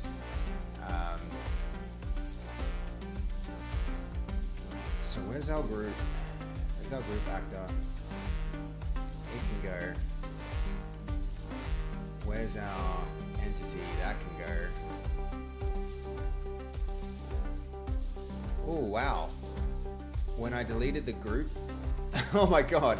You can't move the group into the folder. When you select the group, it always selects the other things. There's no way to delete the group actor without deleting the related entities. This is so counterintuitive. Honestly, I think I need to ungroup it before I deleted it. I'm gonna do that. Pretty strange, but if I notice, I can delete the group actor. So if I ungroup here, groups, ungroup. But if I regroup this now, it'll probably put it in the folder, right? All right, there's not even an option to group here. How would I actually group this without using the shortcut?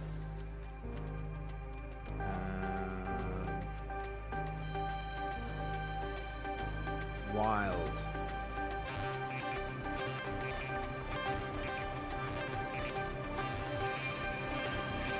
So there's no UI option for grouping?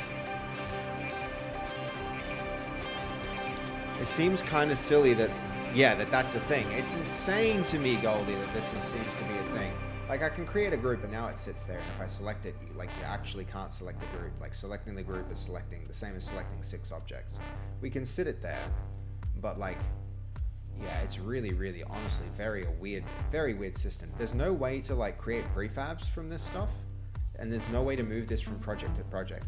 What this essentially means is if I want to recreate it, And look at that, if I want to select, like there's no way to now select one of those objects. If I try and select, for instance, the mutator zone, it's now selecting all these different objects, which is like, what?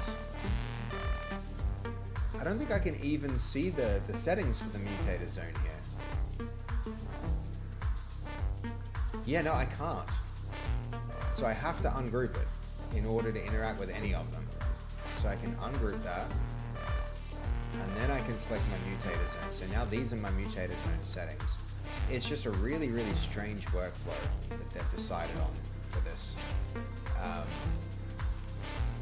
But yeah, the strangest part is this. There's one thing here that I'm trying to do there, Goldie. Can you believe that? If I, like, there's no way to group these things in a hierarchy under an entity. So I would need to essentially reconstruct all the behavior of these different systems. I mean, this mutator zone, it's a device. I wonder if I can like see the code from device mutator and like copy that for ourselves. So let's see. Device mutator. And it, yeah, we can't even look the type up. We'll try it here.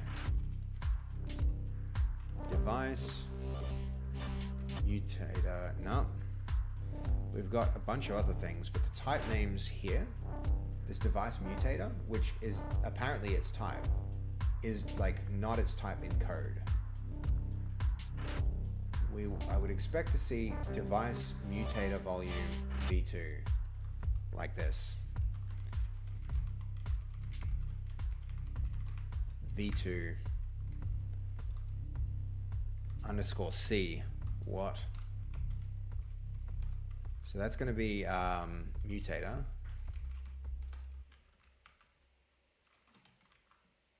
And then I think the type declaration would be like that. And it's going to say this is not a type, unknown identifier.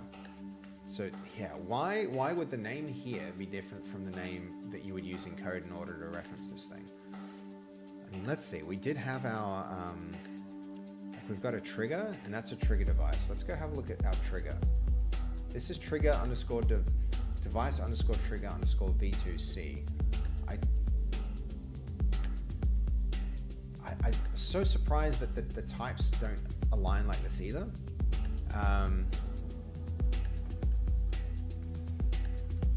So I mean, it's even worth asking about this. Because right now we've called this minigame activator, and it's calling its type a verse device.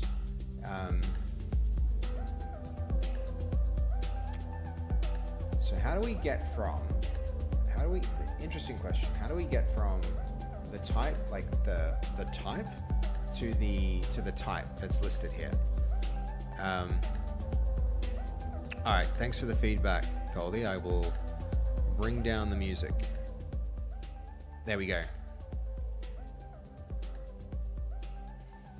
Yeah, I'd be frustrated by that because I run a clean hierarchy where everything is grouped and nested. Everything has its place. Absolutely, dude. Like, it blows my mind that you can't nest these things. Like, that's... yeah.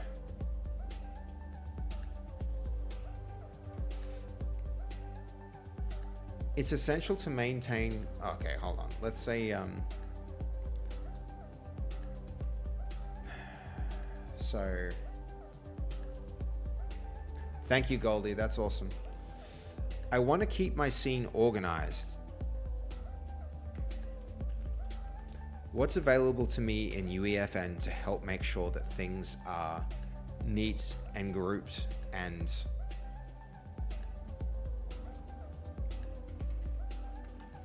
etc, etc. Let's see what it says, because it just, I can't believe it. I can't believe that you would need to use these folders. So let's have a quick read of these things. So yeah, create a project. Templates. This is not really, okay, here we go.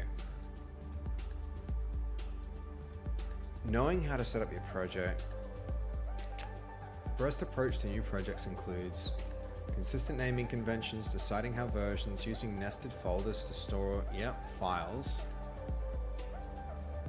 Coloring, using naming standards. Naming conventions, snake.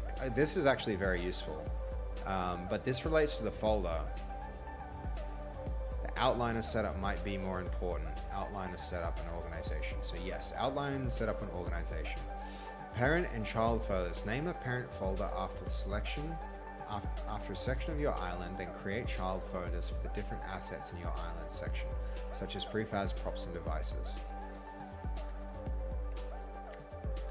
If you have multiple assets of the same type, hide or reveal assets, group like assets together. Yeah, sure. But if we're talking about like creating landscapes, we can change perspectives, hide and reveal prop groups. So what even is that? A prop group like this? So what's the high level prop there? Maybe what I can do here to help organize this is like if I drag these under the minigame activator, what the hell? Choose a socket or bone. None? Why is effects of death here? I mean, that's kind of nicer. I feel better about that. That we don't need a group. Where's our, okay, minigame activator.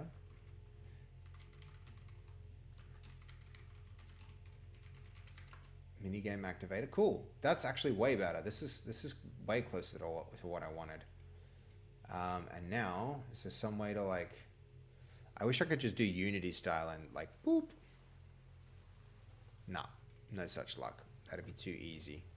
Too easy if I could just drag it to make a prefab. Please. All right, we're not doing that.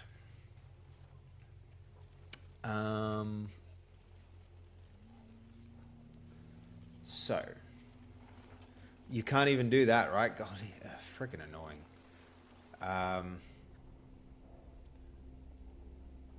But we did make progress just by grouping them there. I feel like that's way better. Group actors, Control G. I mean, how do they expect that to even work? Because they've got all those, anyway. Create folders, yeah, we were doing that. Group edits. Editing a group of devices by selecting them in the outliner, then edit their device options in world settings. This only works when the selected devices are all the same. Yeah, fair. All right. So we did make some progress because now in theory we can copy and paste that. Oh my God, are you serious? I copied and pasted it and it didn't copy and paste the things below it. What? Why not? Duplicate this, please. Edit, duplicate. Where's all the stuff?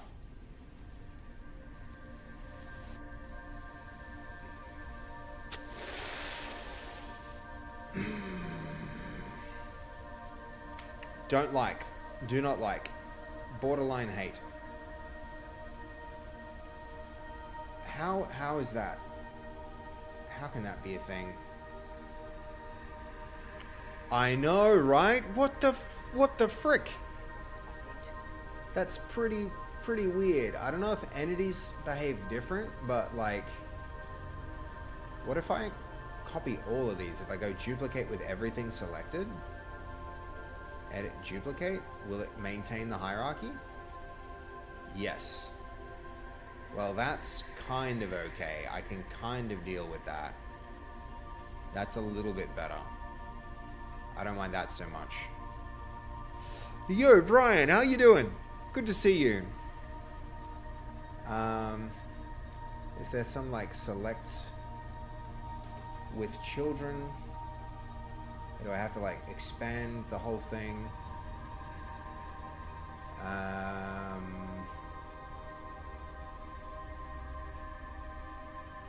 Oh, okay, interesting. Move the selected actor around using viewport controls and bind the viewport. Let's try it. Oh, interesting.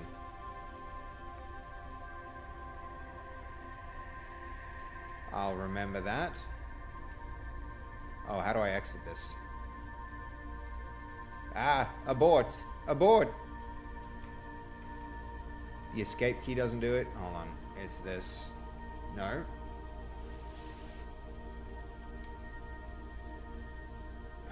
This is weird.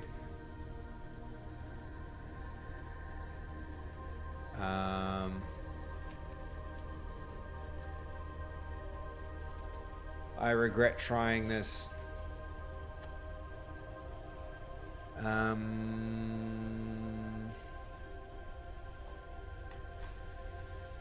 What am I even doing now? Undo, select. Why do I have this thing stuck to my freaking camera now? Have a good night at work. It's only 12. You have 6.5 hours left. Yeah. I hear you, Brian. I'm in a completely different time zone today.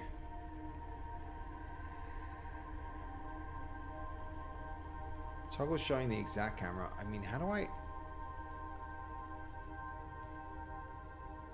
What do I even... I regret my choices.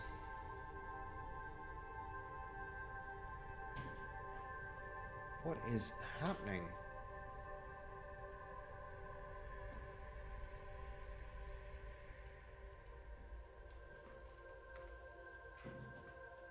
What on earth just... So I'm not having a great time with UEFN, if I'm being honest. Not in this moment. Such a strange system. Such a strange system, guys. Player spawn pad 1 and 2.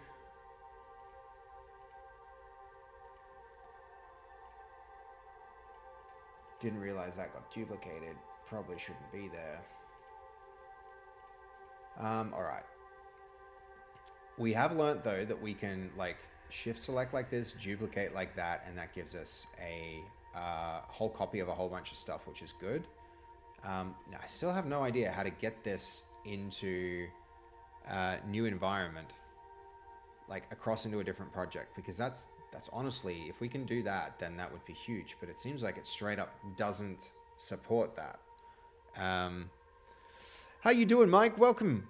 How you been? It's a very early stream for me today. Very different from our usual stream. It's small stream, comparatively speaking. Seems like this is not the time of day for the audience that I've been building. So we're gonna have to keep working on that. Maybe doing more early streams, and also maybe just like not streaming this early, full stop. I think later streams will be the way to go, for sure. And Goldie prefers them anyway. Yeah, it's 12:30 a.m. there. Damn. Yep. I mean, usually that's when I would be, 12:30 a.m. is when I would usually be streaming in my zone, but not for your zone.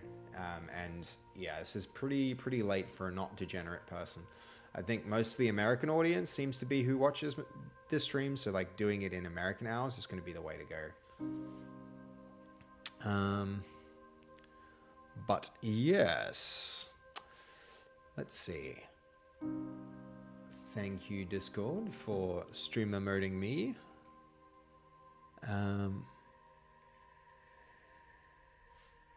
Ooh.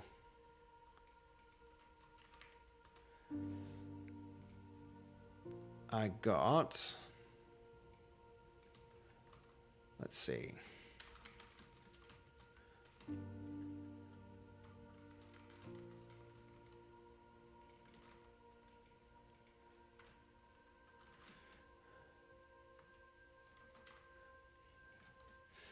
All right, so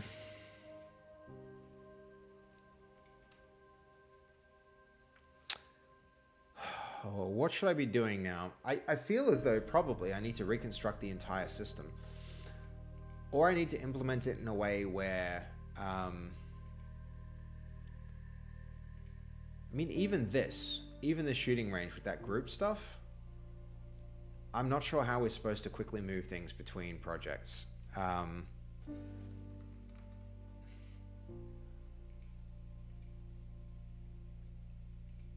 So that's going to be a subject for a little bit more research, unfortunately.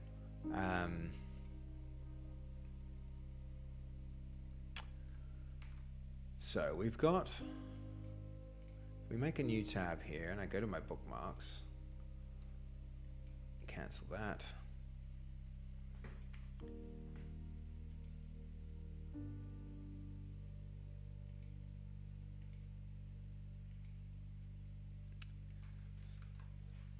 So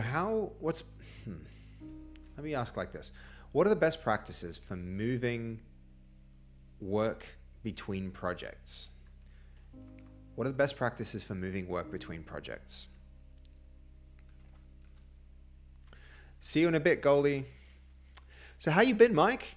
It's, it's been a little while since we've had you through the stream. We've been doing lots of streams. It's been a pretty damn busy time here on the Base Code stream. This is actually kind of nice to have it be nice and quiet. I feel like without, it's a bit more personable. We can jump into this kind of chat and have a good look at what's going on. Yeah, hold on. We've also, I'm noticing that like the camera flipped here. Good. Let's have a quick look at, if I go to chatting, I would say 98% of streamers you actually follow either Australia or New Zealand because you work overnight. Right, that makes sense, man. That actually makes a lot of sense. That's actually pretty interesting. I find that really, really interesting. Hey, so let's see if I transform and flip that horizontally. Has that broken my? Actually, hold on. Yes, that will have broken. Transform, flip horizontal. Let me go check here. If anything, it's a good chance for me to like get my stream set up working right, like tweak some things, not worry too much about people, not being able to like see or follow along what I'm doing, because I'm like, affecting things and making things look different. But this, hold on. We can tweak a little. Yeah, it's nice to have a low-key stream with some of the people who are in different time zones. But yeah, I'm with you, Brian. I think I need to like stream later though, because then people like you who are usually up, later might actually get more out of the content. All right. So here's Unreal Editor. Let's see what I had to say. Version control. Check your changes. No, okay. Asset migration between projects. Always use asset migration tool for moving assets between Unreal Engine and UEFN projects. In the content browser, right-click the asset/folder and go migrate. Let's try that. So let's put this in a folder. And this is the minigame activator. Right click. I bet it's not there. It's lied to me so many times. No thing here to migrate. What it said was, open your source project. In the content browser, right click. So when it's talking about content browser, I guess it's talking about this. This might be able to migrate, but like, I want that whole thing with all of its related components to be moved. I think the only way to do this, guys, honestly, seems to be to just like frickin' go and reconstruct it with all the settings and configuration that you did, which is a lot of work. I think that's such a bad system. That's a really, really bad system.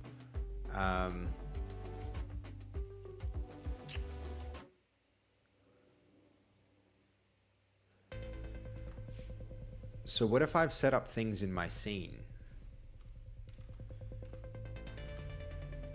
Not my, so things in my scene, not in my, where is it?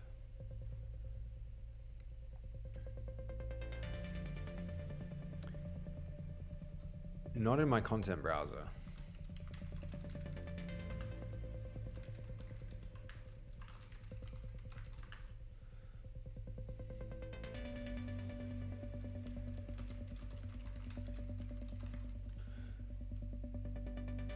So this is the question, guys. Revision, control, communicate, review visual cues and alerts, adopt, check in, check out. Yep. Transferring and managing projects. No.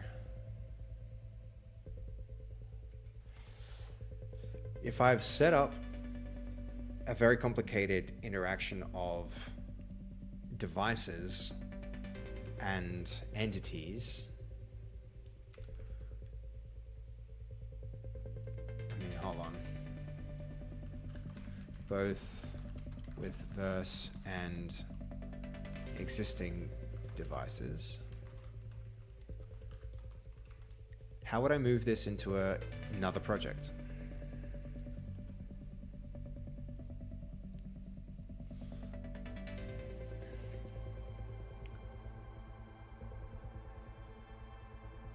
Let's see what it has to say.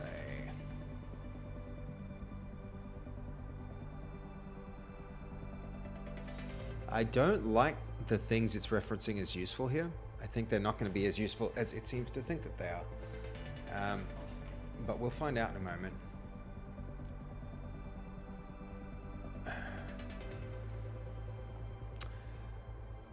So what's your display picture there, Brian?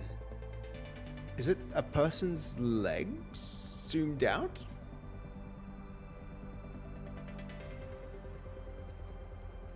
All right, we have a result from our browser. It's just like an visually interesting image.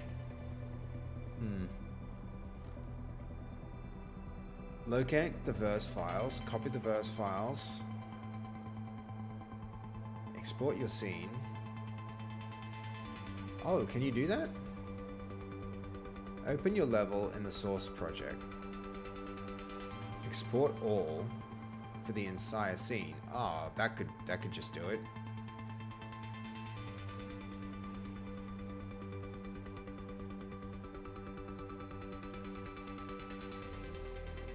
In UEFN, select the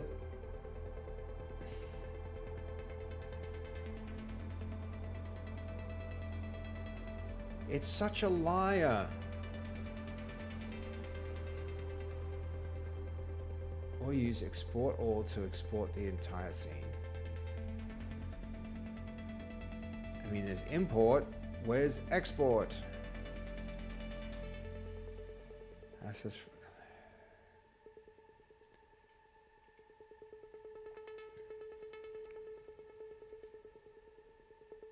Where is export? Because seriously, it's starting to get to the point where this thing that seems like it should be simple is actually turning out proving to be like really obfuscated and difficult. We've got like import assets from the currently selected file. Yep. Where's get contents from fab? It seems like here would be the place that we expect to see it, right? Asset actions, migrate, copies all selected assets and the dependencies to a new project. Yeah, all right. Save selected. That might be the trick. That's good news. That's what I wanted to see.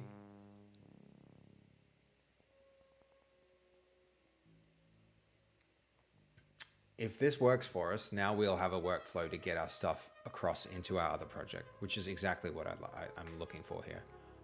And across to other... The following assets will be migrated to another content folder. Okay, that's interesting, but like this uses our custom verse file. Why is that not in this list? Let's just find out. So test export. Let's throw it in our does not appear to be a content folder. Migrated content only works if placed in a content folder. Select a content folder. All right. Let's try that again.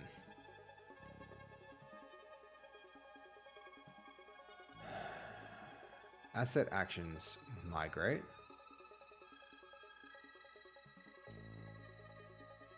Okay. I mean, what's it talking about then? It had a give me a content folder then.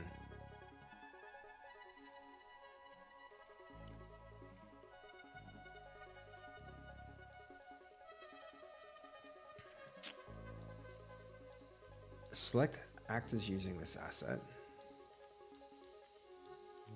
I mean, the island, it should come with associated things. Hey, how you doing, Fizz? I've been on Struggle Street today. It's good to have you here. Welcome to the stream, dude. A folder in another project? Like, what I'm trying to do, what I'm essentially trying to do, Fizz, is we've got now our minigame activator with a bunch of devices associated with it. Like, if I create entities, if I want to, like, let's see, if I want to, you're good, you're tired, dude, I feel you. I feel like that sometimes too, man.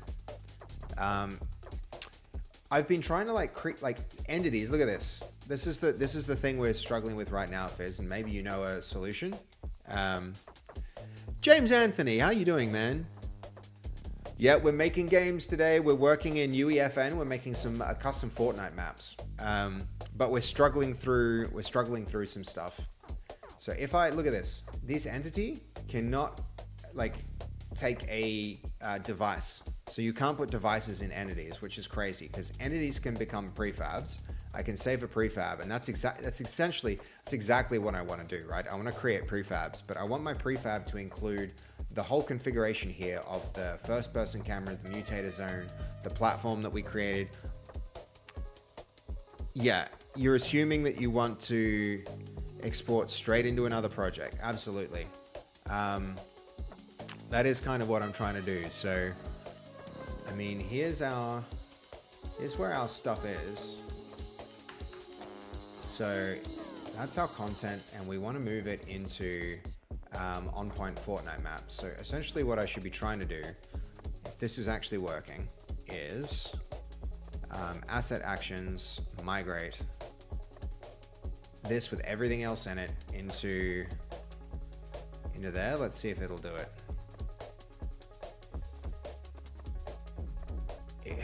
Migrated content only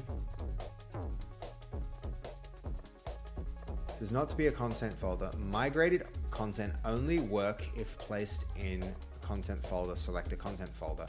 It seems to me that is a, I don't know. Like, isn't that a content folder? What constitutes a content folder then, if not that? So copy the path.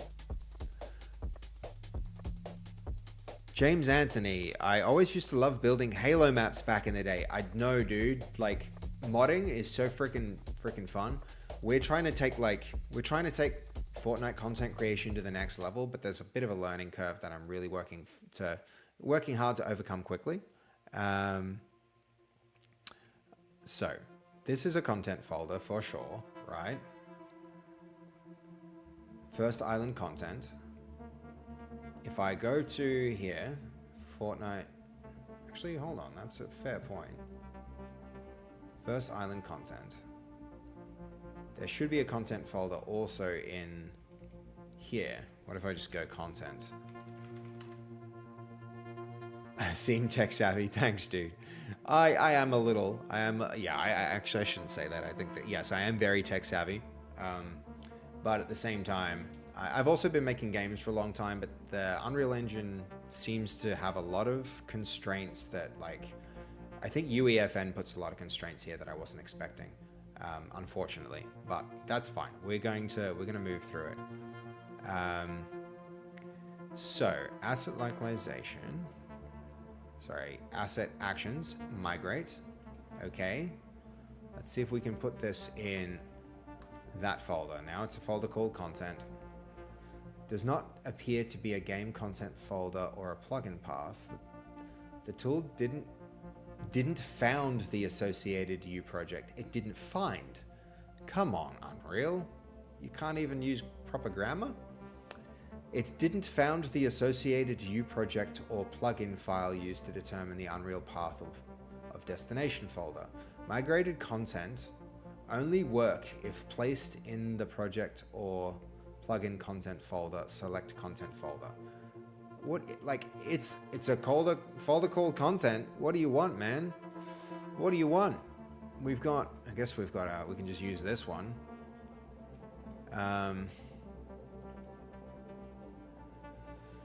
So there's already a map there.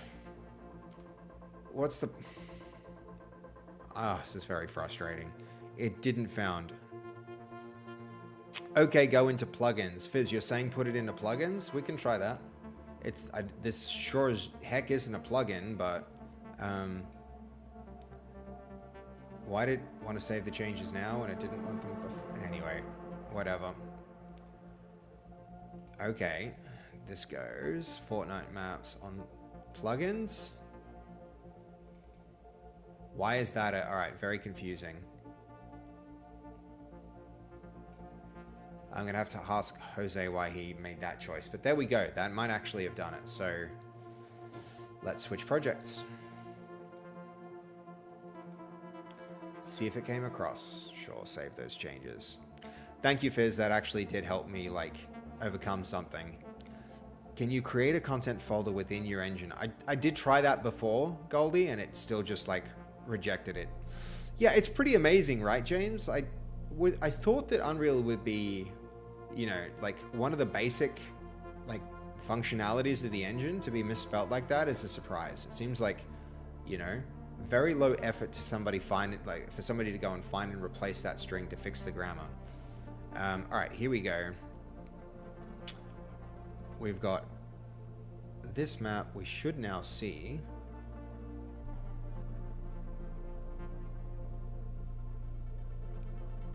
I was expecting to see that now. I mean, let's have a look at the changes. So there we go. First island. There is actually a first island. On point FM, first island.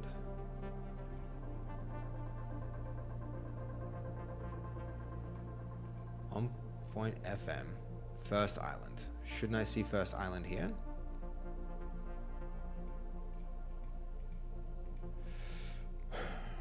Check in changes.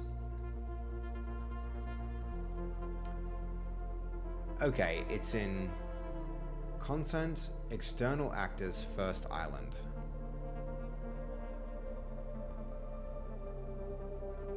Actor.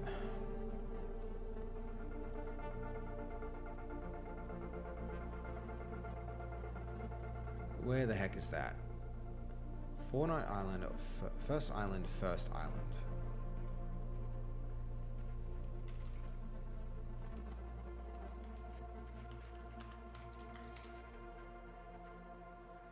No, it's really not.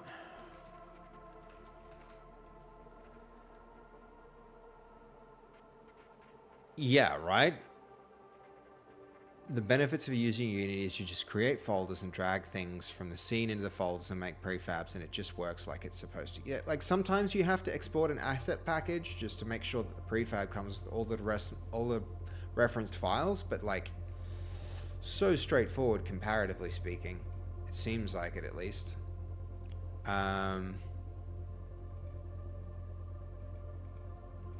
mean, is it? No, that's Jose's assets.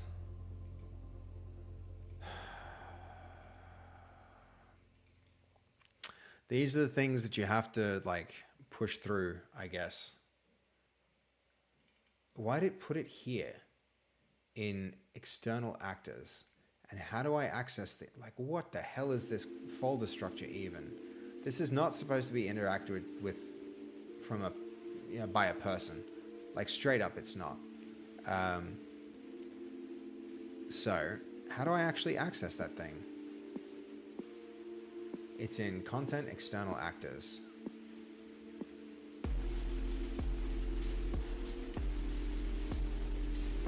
I'm not seeing it. I'm not seeing it. There's nothing there for this. Hey Razor, how you doing? I am working on recreating a like our minigame. I'm creating minigame systems for OnPoint, but we're doing it in Unreal Engine instead, using UEFN. So people can play it in Fortnite. So this is we're recreating OnPoint in Fortnite today, Razor. So a very different set of set of work from our usual stuff. But we're struggling through understanding the way that UEFN works, and especially the way that it moves. Like, you know, it's not scene graph, it's based on some other thing, but it seems like you can move assets, but then also it's just a complete nightmare. So like this stuff, we've imported it all, but we can't access it, and I'm confused as to why. What have we got?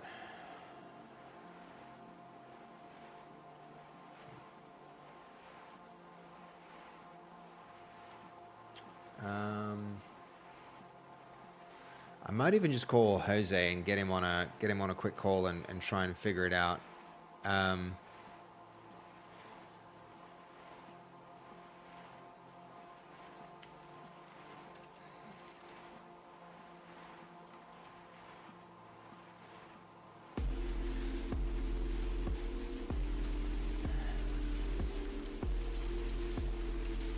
Have you guys met Jose yet? If not, you're about to.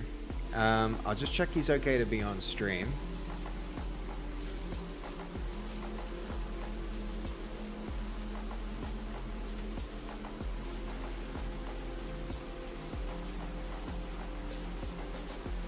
Might need some help with something.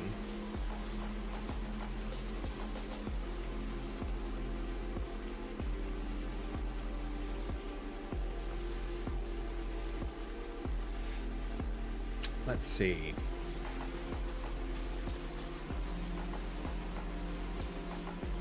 All right, so I think I'm just going to delete those changes. All of them can get reverted.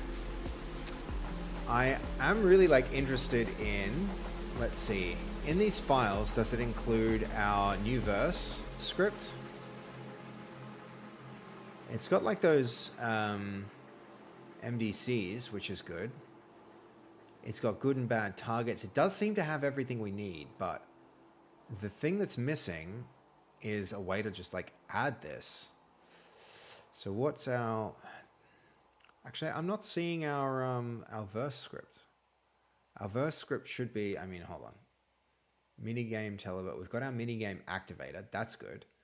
But where's the actual verse files related to it? So hold on, did we open this? Here we did. First island. Man, there's not clear. We can't just go see what assets there were. So it did some really funky thing when bringing them across. There's also not really a level that we can actually just open here. I wish we could search this too. So what do we got? I'm looking for, and I believe it's just called Minigame Activator. So it should be here, but it's not.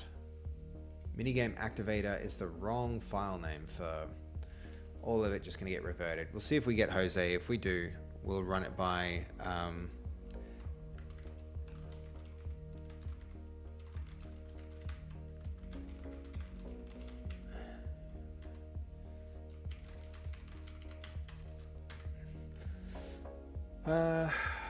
let's see. Maybe you need to import. Click that. Could be that, but Like what exactly? I don't see why you'd need to, but quirks. Not totally. It's a valid, you know, it's a valid thought, but like the way that the structure of this thing is just done is like weird. It seems to be looking for like a whole bunch of other stuff. So maybe from the same way that we, actually, I'm not really sure how it would handle that. Add import into current folder. External actors, first island. No.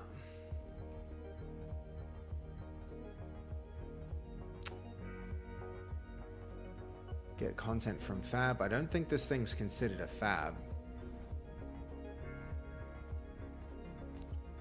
What on earth?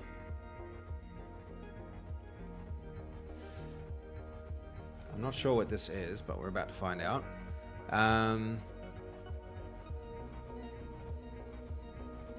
Oh, this is their asset store. I mean, there must be good systems for doing this, but I think I just need to figure them out first. Have you ever done this, Fizz, out of curiosity?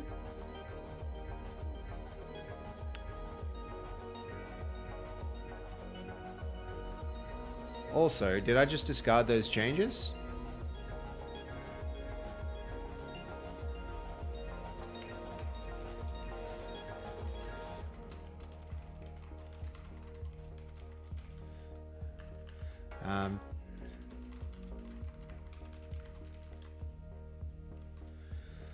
Okay, so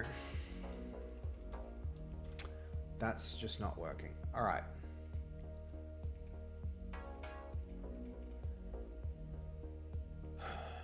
Let's go back to our other project. I need some best practices for this, and I might have to figure it out later off stream and come back to this. Which means I haven't really succeeded in what I was aiming to do for this stream. Yeah, Fab is the Sketchfab site they purchased and integrated. Fab, I think if it's Sketchfab, it's just 3D assets, not a bunch of other stuff. But yeah, Sketchfab is pretty cool. I've actually got a Sketchfab account with a bunch of stuff. Only made maps in Halo Forge. Yeah, okay, fair enough, Fizz. I thought since you had some, like, you had a lot of good ideas last time we were doing this stream, maybe, yeah, it's just models. Okay. Let's have a think about this. If I wanted to move this across, I'm really surprised that you can't just do it. This might mean that I need to abandon my approach of like working in an isolated system. I need to like be working in the main project and then like deleting things as they don't service anymore, which is a pretty bad approach. I'm kind of like, I don't know if I like that at all.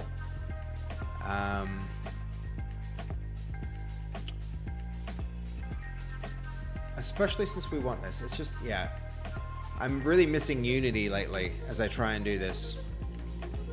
They make it harder than it needs to be. Yeah, it needs certain targets. Yeah, you're right, Fizz, but at the same time, it's really like, either I could reconstruct all of this using entities, then I think I could just export the entity, but the fact that you can't use a device as a part of the entity is just wild and weird. But this is the way that they want to do it, so I think we might need to actually switch across to the other project and just start working there. I mean, we can do that. Maybe we should. So yeah, let's do it. Let's switch across.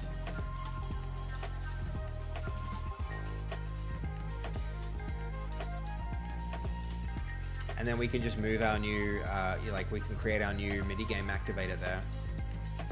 We'll need to reconstruct and reconfigure everything, which really sucks because there was a fair bit of work in that, but you know. I think if this is what they intend for us to do, then that's just how we're gonna have to do it. I can't believe how, you know, I can't believe that works that way. That's kind of wild. That's really, really wild. So, I mean, in theory, we could make a new level.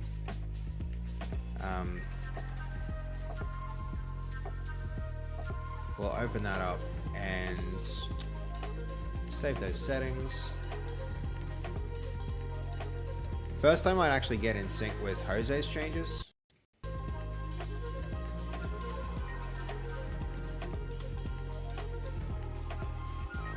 It'll be easier for playtest sessions as given the whole permission thing. Yeah, no, I know what you mean, Goldie, but I also just don't like the notion that there's so much divergence.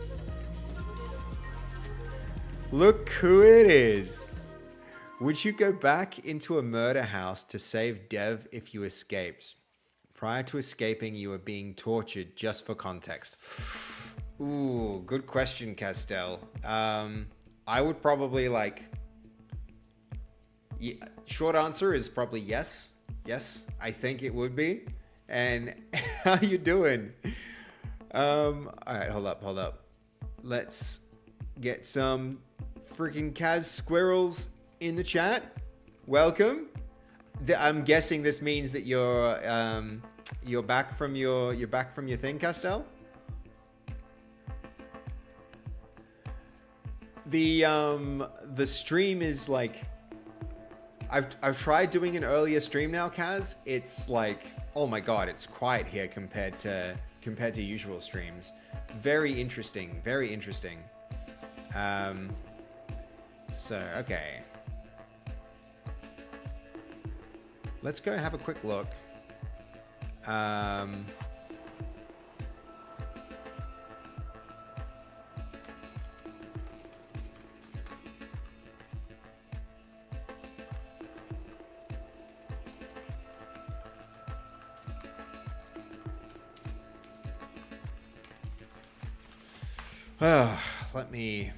Let me see. Okay, so let's have a quick look at what's changed in the map. I think what I'm expecting to see here is going to be lots more of those. Okay, yes. So we've got the arena cages. Let's have a quick launch of session.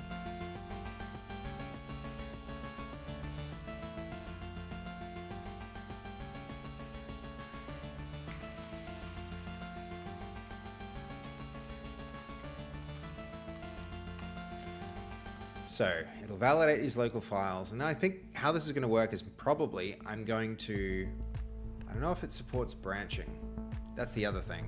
I really want to work on a branch so that I'm very conscious of not, not destroying the integrity of other people's work while you're experimenting with your own stuff, which is a real concern if there isn't branches here. If I can, let's see, this revision control.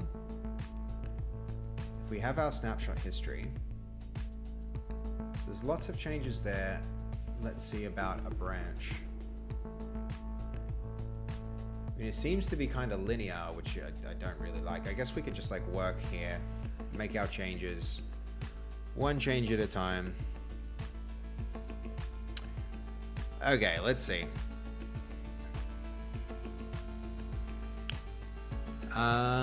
Okay.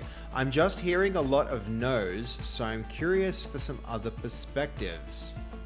Oh, about whether I would go back into a murder house? Like, yeah, I would. Like, realistically, I would go and call the police. I would go and find myself some kind of weapon. I would, I would not go in there blind. I'd do everything I can to avoid getting, like, caught and tortured again. But 100%, if I knew my friend was getting tortured, I'd go back in for them. I absolutely would, yeah? And like, the probability of me going back, I think increases with my closeness to the person who's under, who's in trouble, right? If I really care about, so I'd go back for fast, like absolutely. I'd go back for you. I'd go back for people who are really important to me. If it was a complete stranger and I didn't know them, I'd be less likely to, but I still feel like I would. But I do whatever I can to get a person who's in trouble out of a bad situation, right? Even the expensive, risk to my own life. That's the long answer. I'd be careful about it, but yeah. Okay, hold on. What are you linking HTML for, Fizz? Oh, Fizz, are you trying to get an image in here, Fizz? Check out that profile picture. There's a cool profile picture. Of course, it's Castell's streaming profile picture. We haven't seen a lot of that one.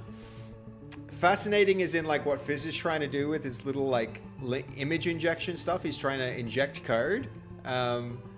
Or the fascinating about going back into the murder house. It's yeah, I know, right? That's we've got such good. I really like the profile picture part of this whole thing. He's trying to help me with my image, but it's from Markdown. Oh, we can do that. That's easy. Images in Markdown are done like this. Hold up. What? Whoop, wrong thing. I've got my automatic scene switching going on.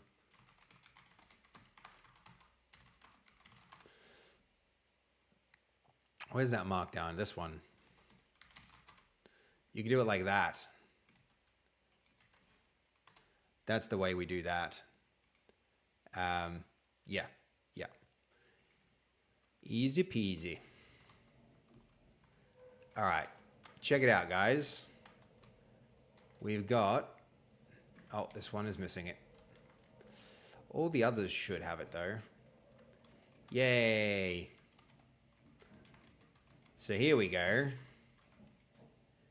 Now we have actual mini games with... I have to like fix whatever's causing the cursor to hide. There's some custom wackiness with the cursor, but we'll implement our system in this system next, I think. Because then it can put us in these like, in these spots. And I think in our level, I want to delete this, the whole like arcade cage from around there. So yeah, I'm kind of excited to do this. I'm kind of excited to jump into it. Your eyes, did you just get flashbanged because we changed scenes, Fizz? I'm sorry. Should the targets have health bars? I think every target is going to be a one-hit target. Just like that's the design of On Point. Every target has just one. So, yeah. Oh, man, this is going to be good. It's going to be so good. Oh, it's so exciting. It's so exciting. I can't wait to get this going. I really can't wait to get this going. You've never seen this before, Fizz? Oh, you mean the Markdown notation. Fair enough. On export, no image shows, but it's my Markdown celly. Don't worry, I'll sort it. Kaz, do you want to get on a Discord call and share screens? Because I just set up this new fancy, like interview scene in my OBS, so that if like I can have a Discord call and like, do you want to try it out? Do you want to try it out and share screens, and we'll go through doing that? I'm pretty keen to give that a shot. Just if anything, to try my new scene out.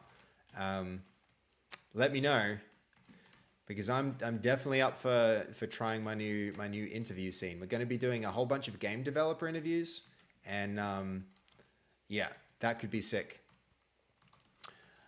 So here we go. There's a lot that needs to... it's on your work laptop. That's fair. That's fair. The only thing that's probably going to be difficult about that thing, Castell, is getting the path right. And so you can have an absolute path to something like a URL. So you could put your image on Imgur and then use that notation with like the exclamation mark and square brackets with the, then you've got your alt text. Where is it? Hold on. We'll have a look at the... Do we even have my message? I'll repaste it. So it can be like this. Let's even just go to code. Like this. So this is what happens if they hover. So it's like alt text, and then this can be like a full HTTP, Where's my music?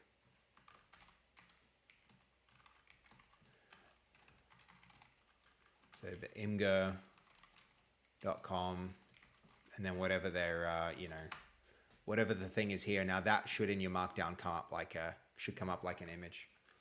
Easy peasy.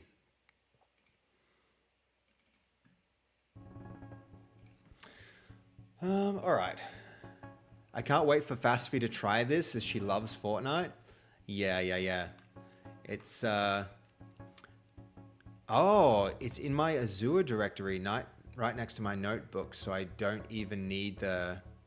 No. Okay, awesome. Awesome. That works then, Kaz. Yeah, I really can't wait for her to try it either, Sly. Sorry, was it Razor who said that? Yeah, I can't wait for her to try it either. I think, guys, because of the difficulty of migrating stuff, we're just going to like straight up work in... we're going to work directly in this environment and just take it from there. So I think the first step will be we're going to so in let's make a new scripts folder. I don't think there are any of those yet. And in there, let's make our new we'll bring our Verse Explorer up. Actually, I don't think we even need the scripts folder. This is what I would expect to see in some Unity solutions, but we already have this. Let's copy across our minigame activator. So create new verse file. It's going to be minigame activator. It will be a verse device. Create empty. And we'll be off. Well, you'd think it would, but it doesn't, hence my issue. Is it... like, that double dot would be one directory up, Castle. I know you know that, but like, have you tried just one / and then give it the file name? Or even just give it the file name without the /. That might even work as well, potentially.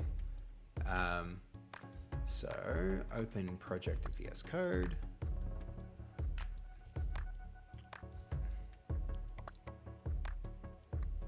So there we go. This is our second minigame activator. And then we're off. And let's set it up in our test scene first, and then there should be an easy enough way to copy between scenes, I'm guessing. So sketch level is what we set up for that. And we can, in here, we should be able to quickly add like, from Fortnite, we'll just add ground. What was it called?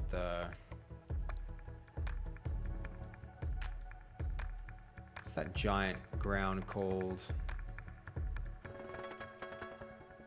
I mean, maybe even in the create menu, when I create new scene, I'll do it like, I'll do it using their system because it has, so sketch level can go. Unable to, yeah, fair enough. Open that up here. Deleted this one.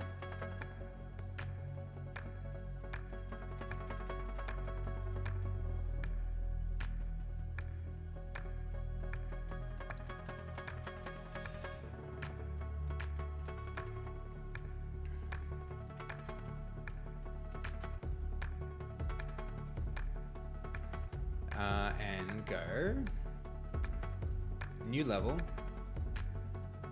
large, or just like a grid island, yep, or even a blank.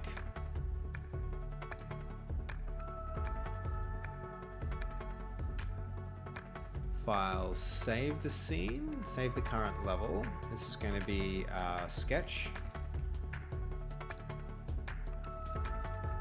sketches.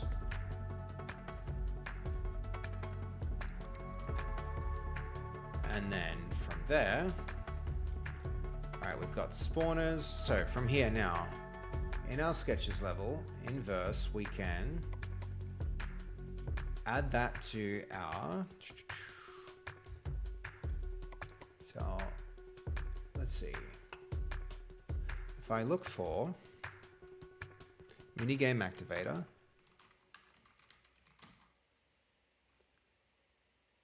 oh, did I spell this wrong? That's embarrassing. Mini G-A-M-E. And yes. I will be expecting to see that in the solution though, now that I've added it. It should be in here with the content, right?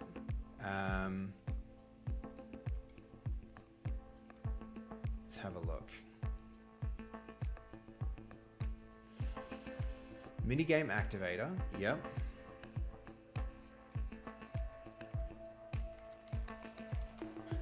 But why is it not coming up then? Something very weird going on in this solution.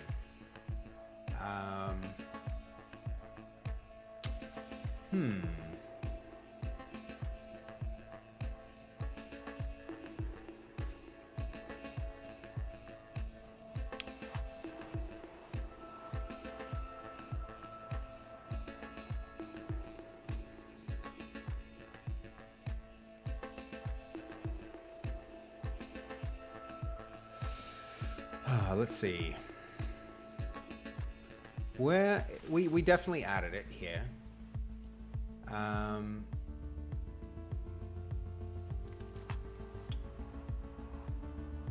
If we open the directory, I mean, copy full path, open in default editor, no.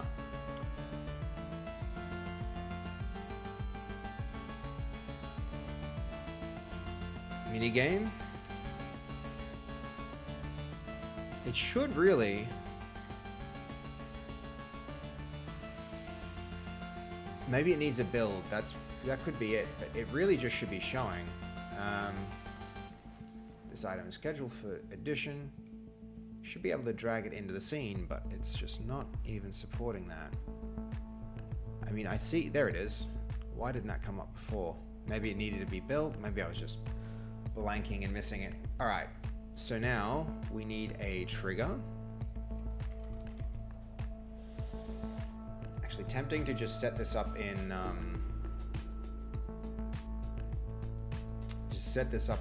the other scene so that we don't need to do it again. I mean, a good test here would be to see if I can just like copy this with a trigger. Yep. So that's going to be a Fortnite trigger. Any minute now. Not that. Not an input trigger. It's an epic thing. Trigger device. That's it. There it is. Trigger device. We'll get our trigger device and we're going to put that as a child of our minigame activator. Yep. None. This is minigame activator. We've got our trigger device. The minigame activator's trigger will be that. The minigame platform will be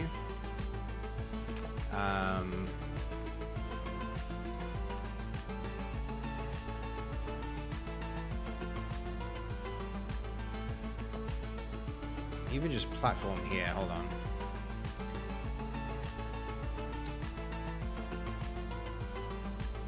What should we start? Something really simple. I mean, we went with that bigger thing, but we need something smaller. I just want like some really small item on the ground as a visual indicator for this, but like maybe we just like create the empty prop like we learned to do before. Yeah, that'll do. So we can place an actor. We don't want lights, we want... Where was the... Quickly add to the project, basic actor. Yeah, this can be our minigame position. Minigame position marker. Then that can go as a child of this as well. Excellent. Then I think our minigame activator can use our pause marker.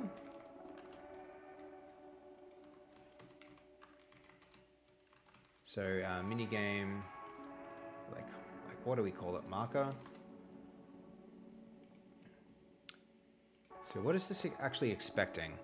Let me open the code up. And we won't need this code anymore from our test workspace. We can do it in this workspace. If I build that, so what do we have? We've got our trigger device and we've got a creative prop. Maybe creative prop needs to become a actor instead. Yeah, let's do it. I think actors will have transforms, so that should all still work. If I build this, let's get verse up to date. Oh, actor is not an identifier. All right. We can build again.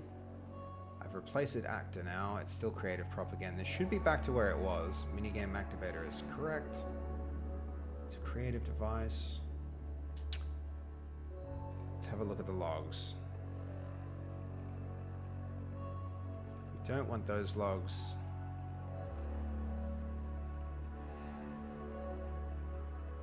All right. Why does it think that's ambiguous? Oh. Because we have the last file, because we saved, right? Move to recycle bin. That's fine, okay. Give this a clear that up. And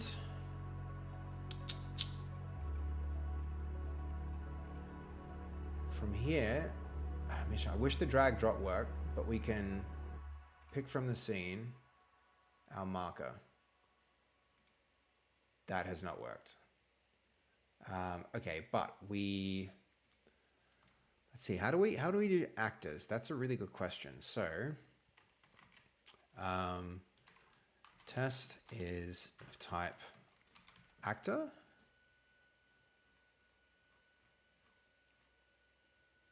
Support a creator actor? What the hell? No. So how do I reference some, like the simplest thing that I can that represents the transform of something? We have like get transform here, and that returns a creative object. Or does it?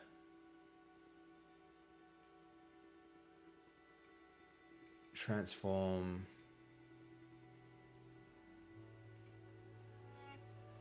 What's the name? Get transform. It's an override. It transacts. Is this its type? Yeah, I think it is its type. So this really, creative prop can be a transform, right? Yes. So this is, yeah, cool. So this, what we could do is rename this to something more intuitive, like the player position. So what would you call it? What would you call it if you were at a shooting range and you have to stand in a place? Like stand on your mark? Maybe like mark? We'll rename all instances of minigame platform with mark. Get transform. Now it doesn't like that. Okay, mark is already a transform. So that can simplify our code even further, which I like. This can then go from marker position. Yeah, marker position is not bad. I don't think too many people are actually really going to interact with this. So it should be okay to just like use a name. I mean, no, that's a terrible thing to say. We should use the best possible name, but above mark. Mark is also a person's name, which is kind of awkward. Is the the translation is its position. Mark, that's my name, yeah. No, marker. So like pause marker. Yeah, we'll have to change it. It's not good. I mean, the other thing here is like there is a translation, but no, this marker should be marker, trigger, pause marker.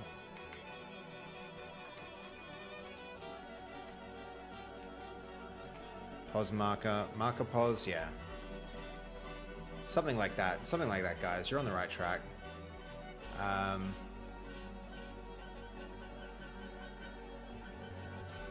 Okay, vector 3 rotation, but it's incompatible with transform. All right, hold on. This is dot translation.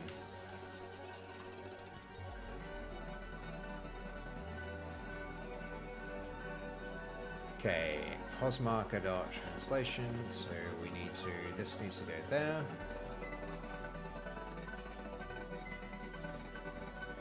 Translation evaluates something, so we need to first go,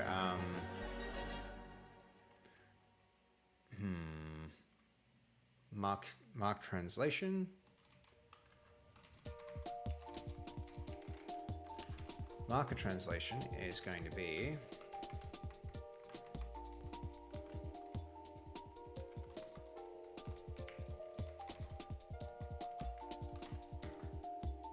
and then I think we can go above pos marker.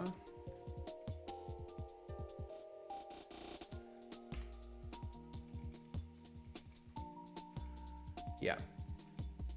Though I think we can probably even, like, we don't need to break it out like that yet, like that. Okay. Now, in theory, if we build this,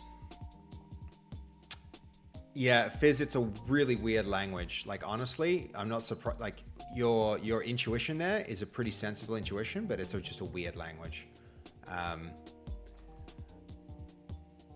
Where are we at? Here. Okay, now back in Unreal, let's go have a look. Here's our editor. Okay, so we've got our minigame marker. Pos marker, all right, yep. This is why creative asset was the way to go with it. I think the name change was good, but apparently we still need a better type of object to indicate like a reference to something. If we make it out transform, that won't work. So it needs to be a creative prop, which is annoying because, like, how do I reference an actor? That's what I'd like to know. So let's go ask an AI for a minute. So from a verse script, how do I reference an actor? So let's go. From a verse script, how do I reference an actor in the scene? This should be a really easy question. If it doesn't just like straight up be like, bam, it's like this, then honestly, it's a problem with the language at that point.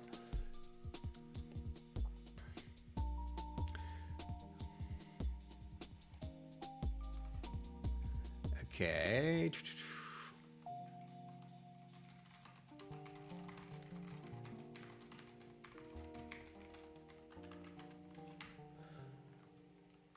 So let's see. It's finding a solution. Hurry up and do it because I am so impatient.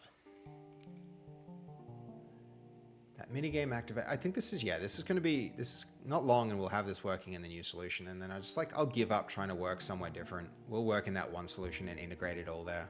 See how it goes. It's literally my name. Yeah, it's a bad variable name, Goldie. Oh, please finish what you're doing. Shouldn't be too hard to find that solution, but... And also, I can just make any other prop type here and it would work, but I don't want to have a prop. I want to be able to place this and have like no visual representation, no mesh rendered, none of that stuff. But, you know, we'll see. To reference an actor, the best practice is to make it, yes, editable. Add fields to your class. I don't want a creative prop though. I want something simpler. Reference a creative prop. What if I don't want to reference a creative prop, but just an actor? I need to reference an object in the world that I can move around with a translate component. But I don't want an object with any geometry, etc. Actor seems perfect for this, and I just want to reference it from my script.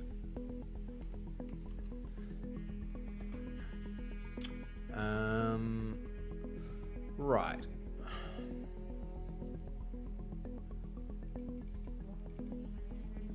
So let's do that refactor. So pos marker.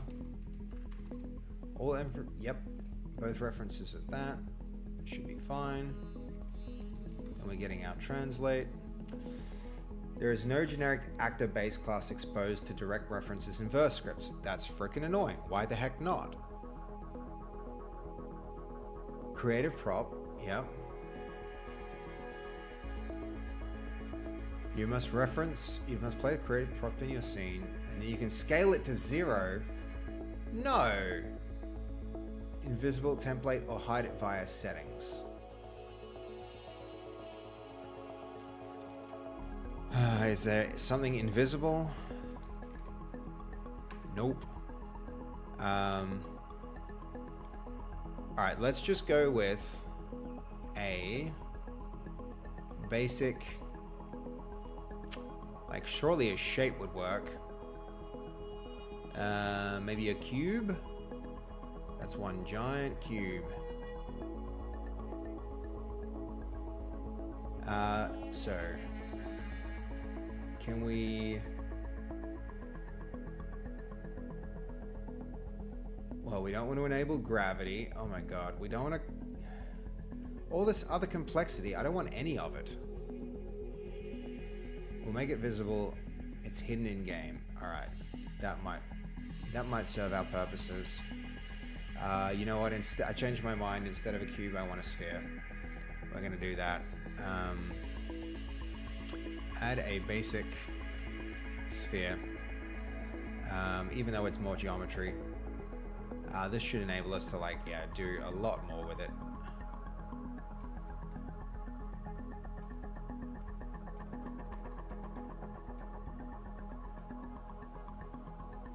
So the sphere, not visible in game, so turn that actor hidden in game.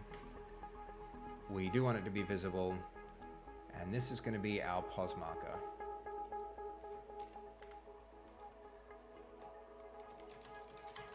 Pos marker, excellent. And our minigame actor, we're going to build that verse script, save those changes,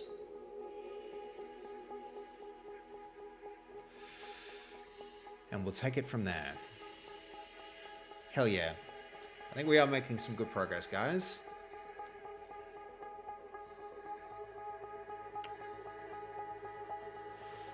All right. Cool. Cool.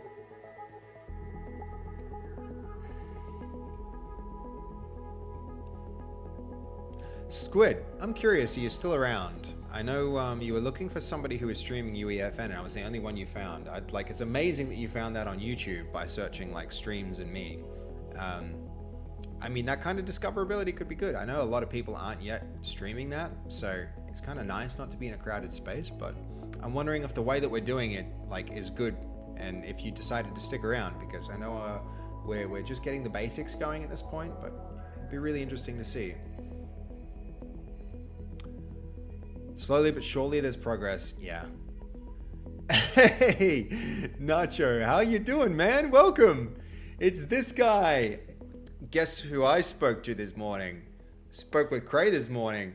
And you guys have been talking. I can't wait to discuss the conversation that you had with them, and then we can have our own conversation about the conversation. It's there's some interesting things cooking.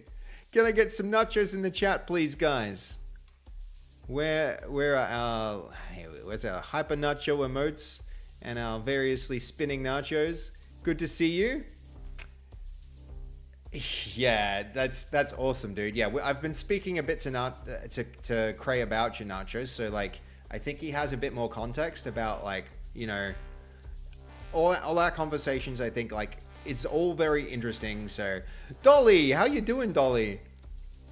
Welcome, welcome, welcome. What do you think about the new slime slot? Not degenerate.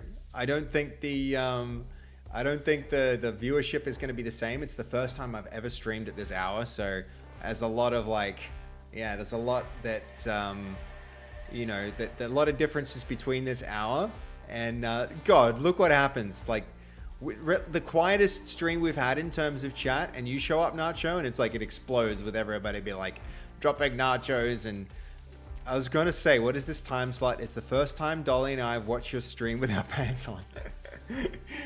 Yeah, well, look, I was... Somebody suggested I try this slot out and see how it went. It was a pretty good idea. You know, you got to experiment. You got to be, you know, adapt a little, see how it all comes together. But yeah, it's an interesting slot. Different people.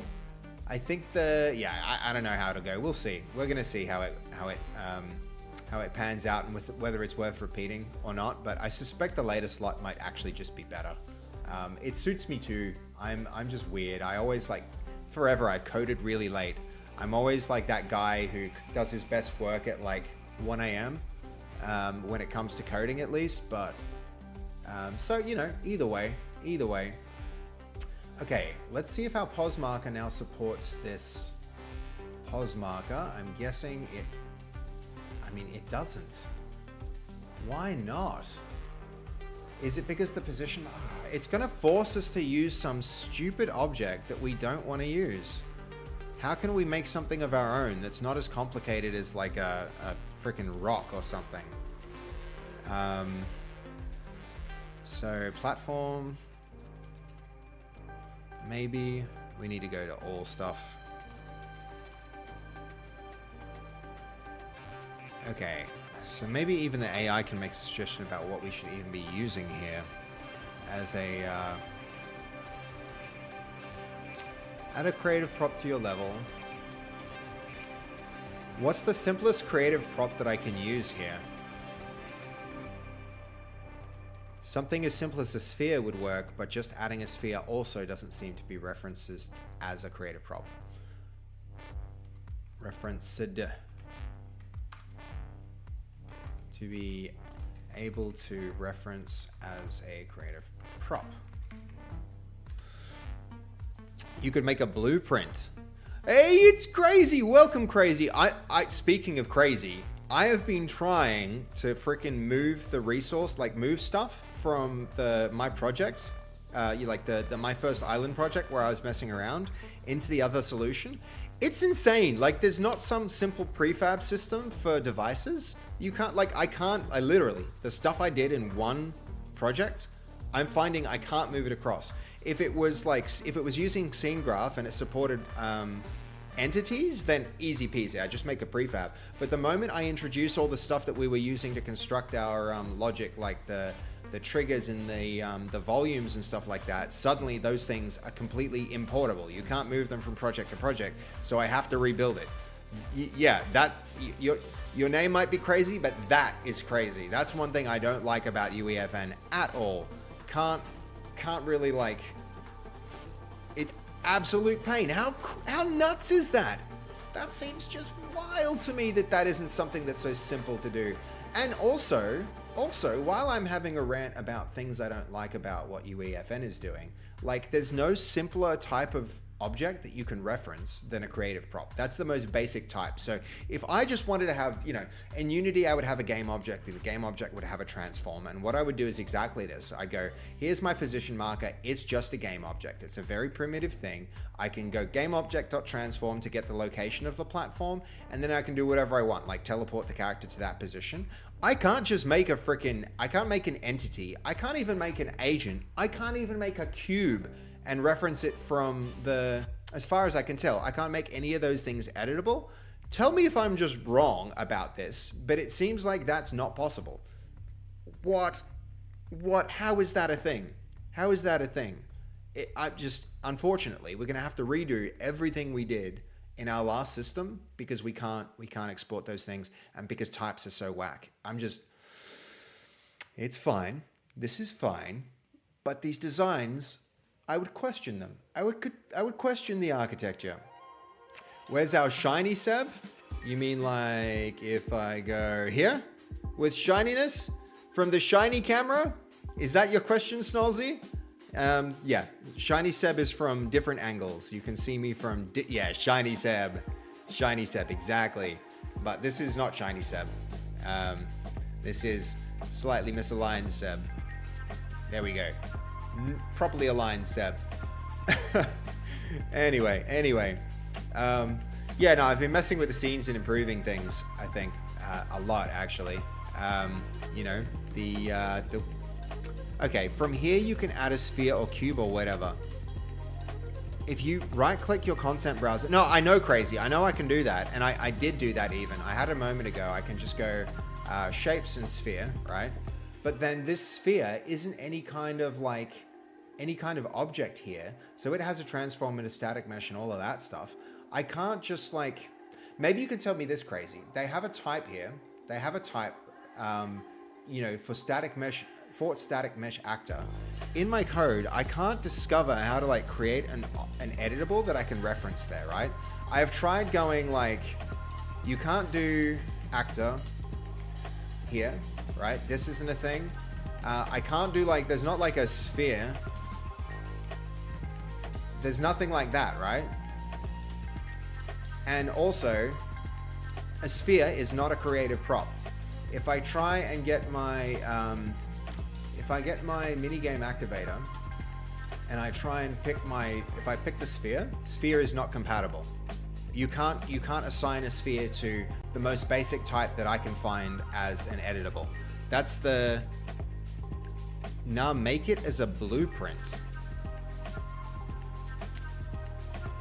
Make it as a blueprint, but like, isn't blueprint like the visual scripting language system? Like a, I don't want to, maybe it's something different. Blueprints are special assets that can provide intuitive node-based interactive that can be used to create new types of actors and script elements, giving designers gameplay. Okay, like I didn't realize that the blueprints actually had anything but assets. Okay, we're gonna try it. Building actors that has replicated static mesh component. Pick a parent class. Building prop. Interactive and standalone.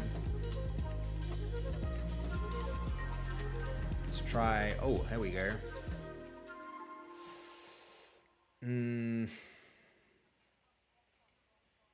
Is this what you're suggesting, crazy? We'll call it our, what we call it, pos marker. If I, okay. There's our pos marker. Let's try it.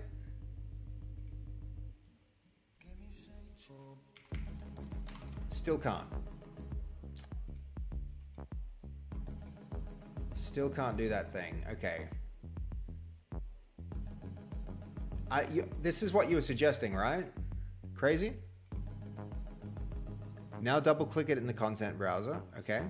Pos marker. And then you're saying add a, yep. And then I can, what? Add a, you know, our sphere here, not a cube. Dang it. We'll add a sphere. And then, okay, cool. Compile that.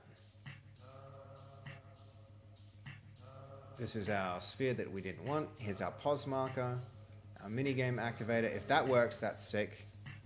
But no, it's still incompatible. I would try as a prop. Okay. I think I follow what you're saying. What you're saying here is pos marker is now, if I delete this blueprint, yep, delete. Let's go again. When it's finished, add a blueprint class, prop.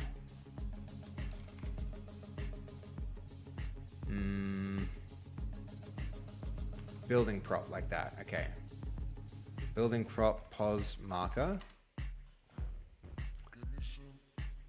We'll edit this, add a sphere, compile that. Add our blueprint in here.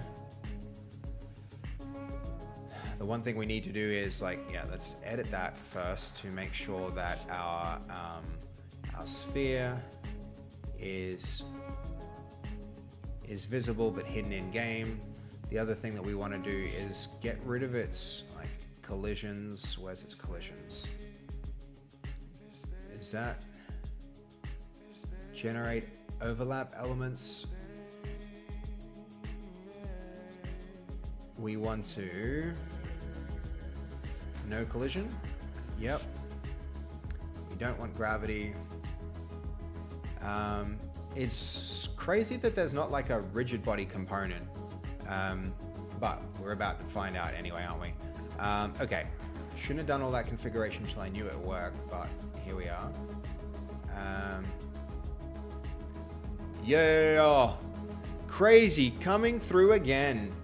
Dude, thank you, man. That's really helpful. No, it did work. It did work, crazy. That works. That's great. That's excellent. So now we have this this little spawny thing. Yeah, it worked. It worked. Excellent. Very happy with that.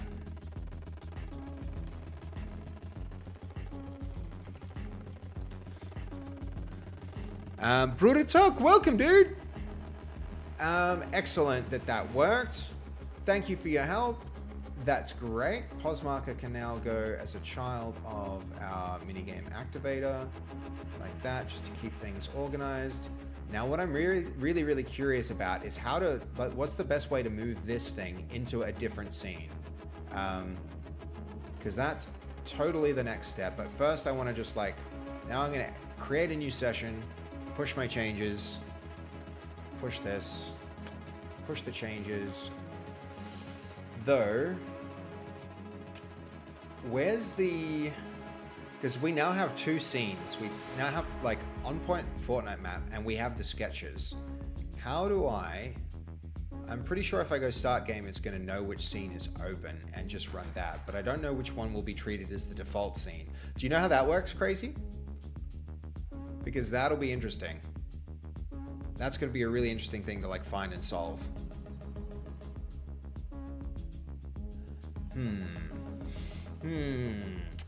Should be, hold on. We can even just ask our AI while we wait. So where is it? It's here. If I have multiple levels in my game, how do I know which one is the main level?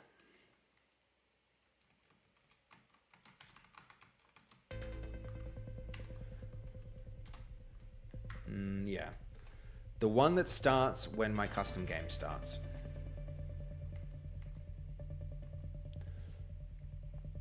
Let's see what it has to say about itself.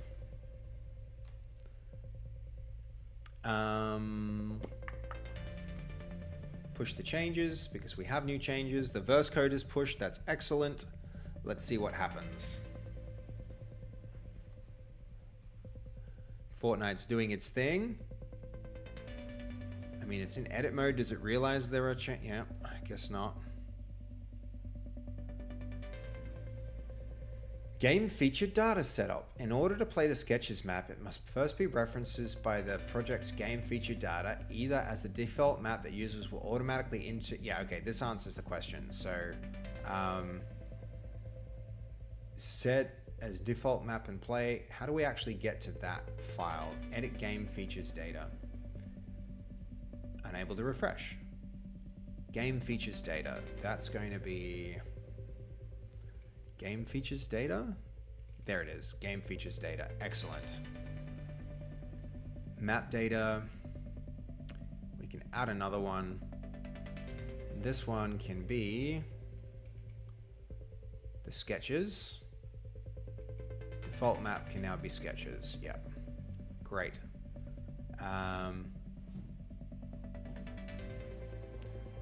I mean, that is a little unfortunate, but do I even need this in the... So let's see. We'll definitely want at least one. That can be... I don't know why we would need... Yeah, let's just see what happens with that. That'll do. Save those changes. And now push those changes, and then we'll start the game. I haven't needed to do that yet, so I haven't learned it. Sorry, no worries, Crazy. We just figured it out. I guess Unreal Engine actually did come in and be like, you need this thing. So we didn't have to Google it, but now we know how to do that in future. The game features data seems to be the asset that controls that. So yeah, that'll be very handy down the line.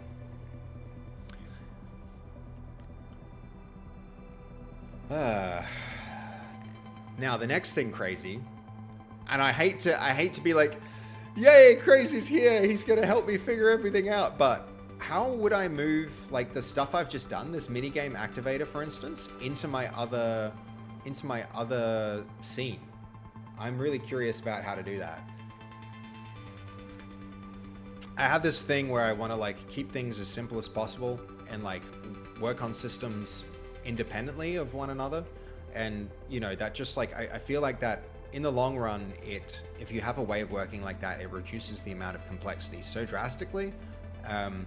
You know, because like different things can't interfere and cause it to go wrong in ways you don't expect. So like remove as many unimportant variables as you possibly can, and then you wind up with like smoother development process. So I'm really, really curious about like, you know, how we actually manage to do that, but we're going to see soon enough. Because that, you know, we couldn't move it from project to project. That was a freaking nightmare. But surely from like the next best thing to having, you know, separate projects is at least separate levels, and we'll see what happens when that happens. So, all right, edit mode is preparing. There's so much I'm going to have to clean up because Jose's gone a little crazy in this environment, like trying to figure things out without being able to use any Verse. Now that we can use Verse, what I want to do is like, yeah, there's a lot of changes I want to make to improve stuff. And there's also, as I look around, going to be some changes that we should probably make to improve the, like now that people can run up to these bikes and stuff, we need to up-res them. Like before, it was one thing when you were way back over here and you couldn't move off this platform to see those bikes from a distance. But yeah, we're going to have to up-res that for sure. Come on, Unreal. Anytime you're ready.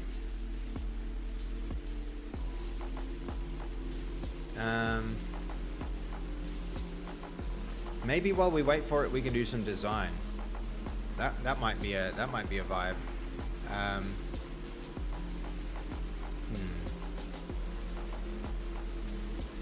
Let's have a look. So right now our minigame sleeps 10 seconds. I mean, that's interesting that we're doing that. It's so cool to see like Sly and Buddha. You guys, of course, you know each other. You've been hanging out in FastV stream for so long.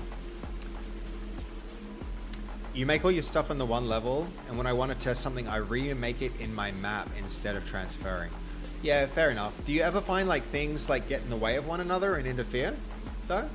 Because that, I can see that happening a fair bit if, you know, when developing, I do find that tends to come up. But yeah. All right, so let's think more about this stuff while we wait. Oh, hold on. No more waiting needed. If I go here, teleports me. Excellent. Then the other thing that we needed to do was set up the volume and the first person camera. Yeah, then it teleports me back. Excellent. So we'll add our volume. It's an all, what's it called, a volume trigger? No, it was just called a volume. Trigger volume, mutator volume. There we go. That mutator volume. Actually, we should. This is, instead of pos marker, I'm starting to see how this like, how this blueprint will be handy. So this is going to be our mini game starter, mini game platform.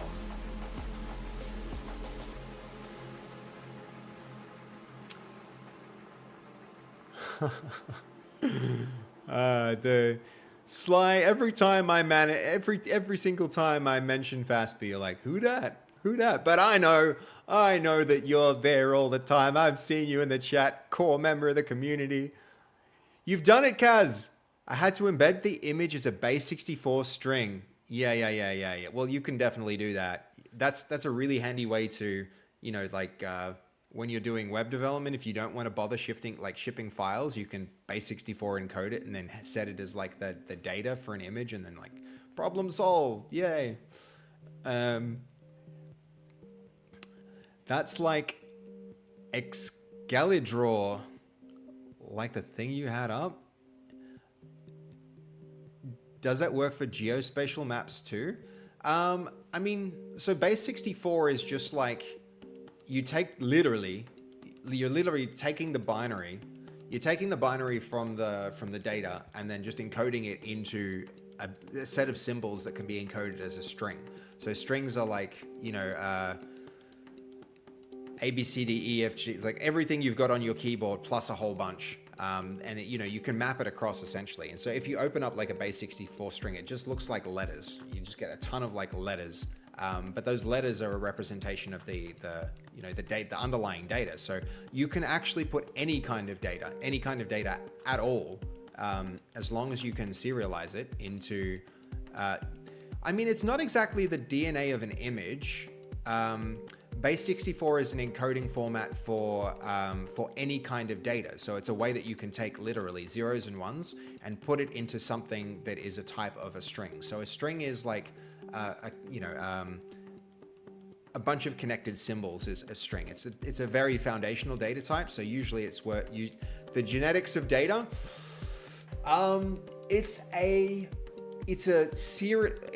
It's what they would refer to as a serialization of data. So you can think of it as like it's a concrete form of like, it's an encoding. That's the best way to say it. It's an encoding format for data. Yeah, it's like zeros and ones. So if you can take zeros and ones, and that turns like the number of characters. Hold on, we're gonna do it. We're gonna do a thing. So if you've got all those like zeros and ones, right? The zero, think of like, if you've seen like a cipher, right? Like this corresponds to like, this is an encoding for numbers. So like, I shouldn't have picked such a long one.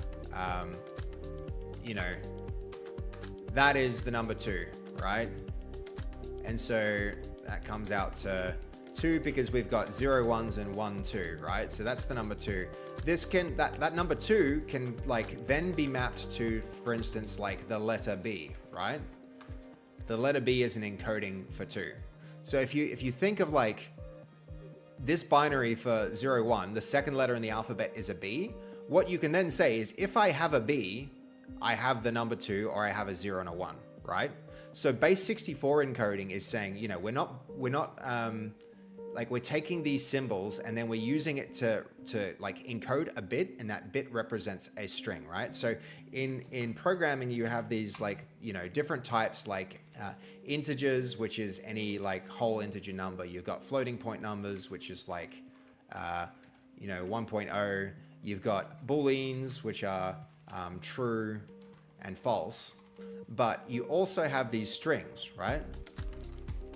Which are like, hello world, and they can have all sorts of things like symbols and numbers and all that kind of thing. And so what you can do, because you can contain so much data in encoding, you can say if number 2 represents, this isn't exactly how it works, but if number 2 represents the letter B, then, in theory, you've got like that stuff, all this without that is also a encoding of binary, right? But images are also encodings of binary, because images work like this. So they've got segments of, anything between 0 and 255, and then that repeats, right? So this is, we get the encoding for red, we get the encoding for green, and then we get the encoding for blue. So if this is your RGB encoding, right? So you've got red, green, and blue with values from 0 to 255, right? And 0 on encodes to 2, you can like, and this can go all the way up, right? So this can go all the way up to 255. So if you have 1 plus 2, so this is the 2 columns, plus 1 is like 4, plus that's 8, 16, 32, 64, right? Base 64 encoding, then you've got, so this is the number, hold on, which one? Anyway, you've got binary. What this does is this converts into a number, right? And that number converts into a symbol, for instance, B. What that means is this is the encoding of that, or whatever it is, something like that, right? So now this is like, that slots into the RGB, right? So I chose B as it's an unfortunate choice, but the blackboard is called TLDR. Sorry, TLDRAW, TL Draw. It's a really great website. I'm actually loving it. Hold on, let me link it.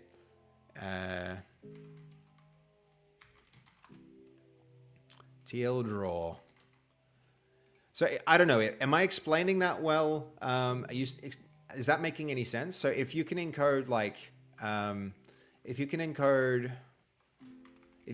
those numbers, they represent values, and that value can be kept as a string. That string can be reversed back into that can be reversed back into a number here.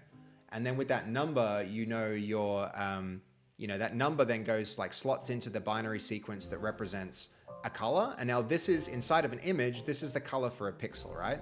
So if we repeat this, we've got the red, green, and blue, and say it's for instance, this is 255 0 0 0 is going to be it's going to be red. Then we've got red. We've got 255 0 0 is red. Then we've got green would be the same thing, but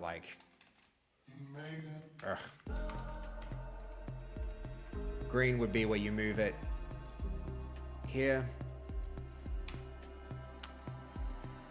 And so that's your green color, and that's the same thing with blue again. If you're, so this is 255, that goes 0.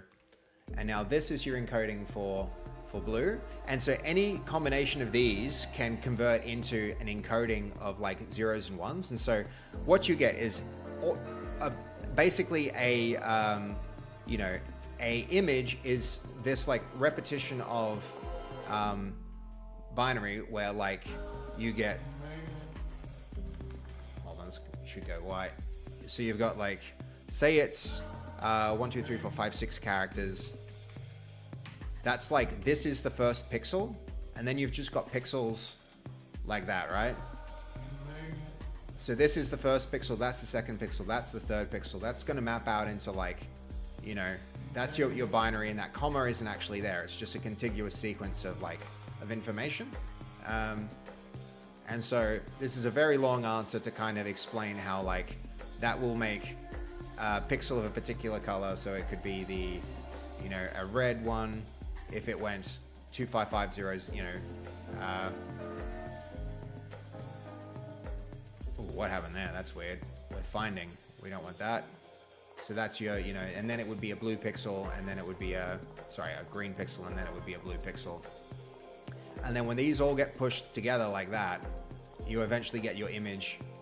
And so base 64 is just saying, if we have a binary sequence, and the binary sequence corresponds to a bunch of colors when you encode it as an image, then your binary sequence, if this thing represents zeros and ones, if you've got zeros and ones and that represents those zeros and ones can represent a B, right?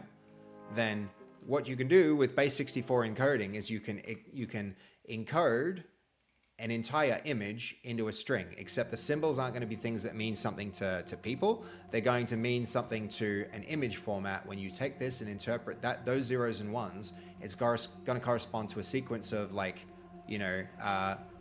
RGBs. So actually, with hex encoding, for instance, it's a really good way to do it, where it's white would be FF, because that's base 16 instead of base 64. So that's, that would be a white pixel. RGB would be white, this would be black, this would be if we wanted red, it would be FF, green, no blue, And then for like a green, it would be 0, 0, FF 0, 0, because what happens when we're encoding things in blocks of 16, which is, you know, 0, 2, 4, 8, 16. So like that would be, this would be like one of these numbers, as like this converts to an F when it's like, when it's encoded that way. And then that F goes into here as a pixel. Like so, if that makes any sense. I've communicated really poorly with this. I think I could have done a better job of explaining. But that's the basic concept of like what base64 is in detail. If that makes any sense to you, Castell, did that make any sense? Kind of make some sense, I hope. I don't know. It was a very interesting like question. Anyway, with you know, what was the original question? So it couldn't work for geospatial max. It can work for anything. Yeah. Does that kind of check out? Does that kind of make sense? I don't know if it does. But fun side quest.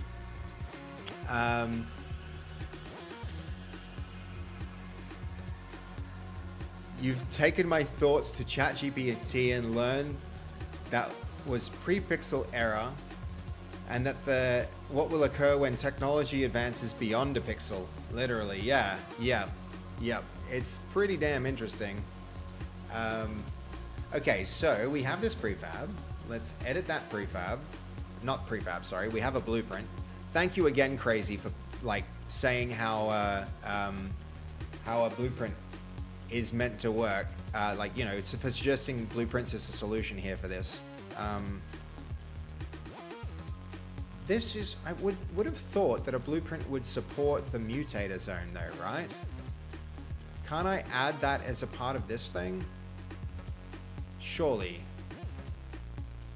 I guess this is more like mutator zones or some other more complicated thing that happens in UEFN land with devices. So we are just going to have to add our mutator zone like this, unfortunately. Mutator. And then we'll go look in all. Ooh, really, Sly? How long is that? How far off is that? That's very interesting. If that's, I'm very, very curious if that's the case. Okay, so we've got our mutator zone. Mutator zone is going to be in our minigame activator. We have to reconfigure this so that when the on player entering the zone, we can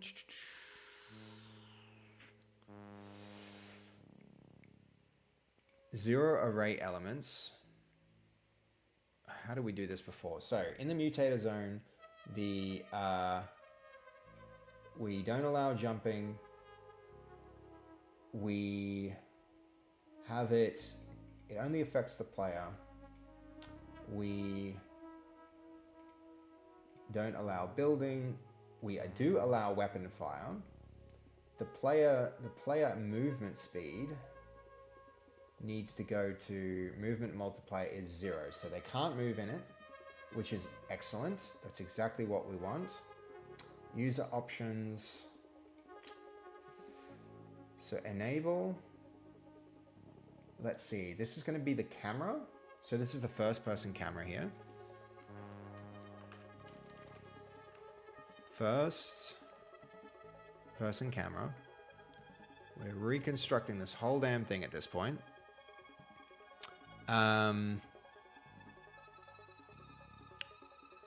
Yeah, I can't add a mutator to a blueprint. Unfortunate. Very unfortunate. But, you know, whatever. We will make do. First person camera. That goes in here as well. It was attacked, like the mutator zone. I believe what we were doing here is... This was the... On player enter the zone. Now we have array elements here. We can say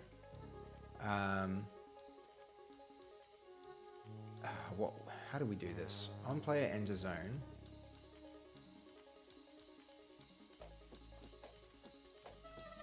Okay, hold on. Enable. What did we do for this? I think we connected them up, right? We had, this is literally where the connection was made.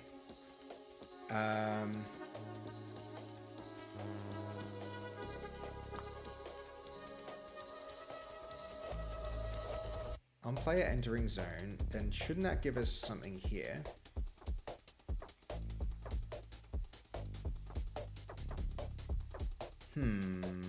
How do we do it? Crazy, I believe you were around. I believe it was one of your suggestions to use this approach to enable the first-person camera in the first place. Hold on, we did it from the camera. We did it from the camera, not from the add to player. And we used the mutator zone and on player entering zone. That's how we did it.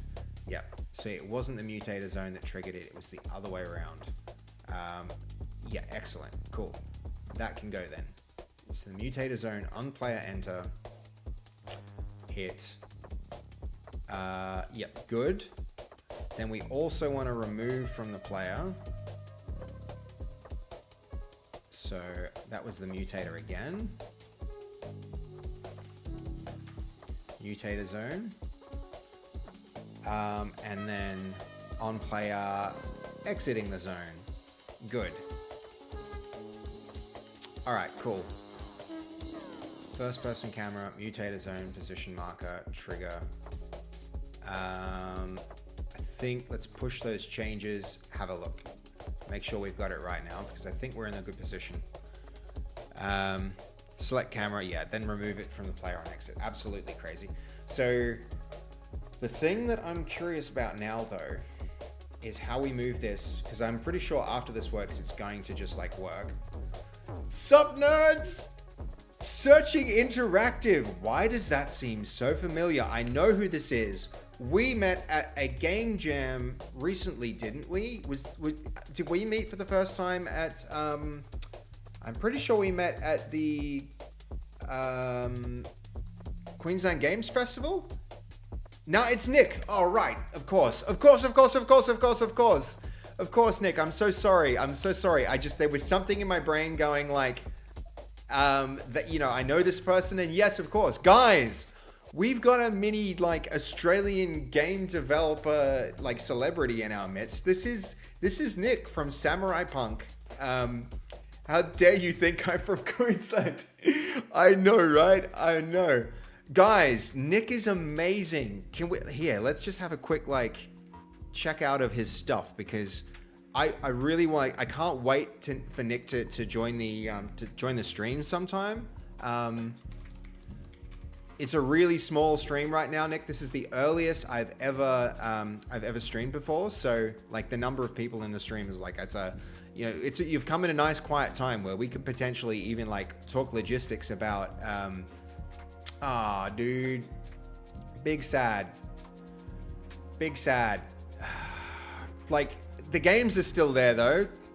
Holy crap. I want to like redo this for you real quick. Maybe it's intentionally like just a very simple HTML page, but look at this, guys. Look at this. These games are incredible. These games are like screen cheat, like really, really, really good game. All right, we're gonna go through them one by one. So all of this stuff is like, have we even got Nick in the video? No, not in the video, but hold up, let me quit on this music. There we go. Hello, Steam. Would you like to play for us?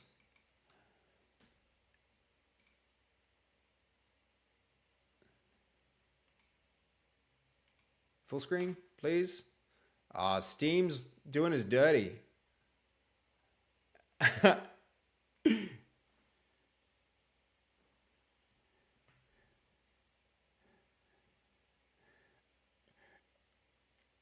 Enjoy the crusty site with the cheapest hosting possible. You know, GitHub Pages is like free, right? You can make a GitHub page and it will host it for like nothing, just on GitHub. And you can use your own URLs and everything. It doesn't get cheaper than free. Screen cheat. Isn't that a cool concept?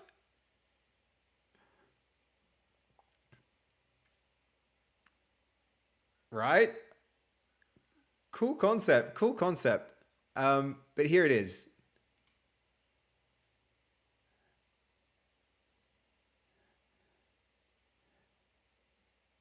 How's that? It's so cool, man.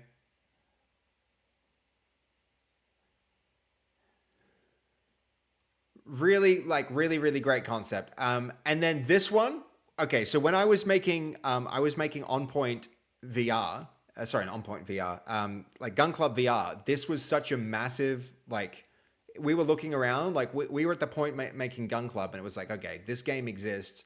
Holy crap, check it out. It's like guns in VR, and it's done in a really funny and interesting way. He's got the best sense of humor with his games, guys. Hold up.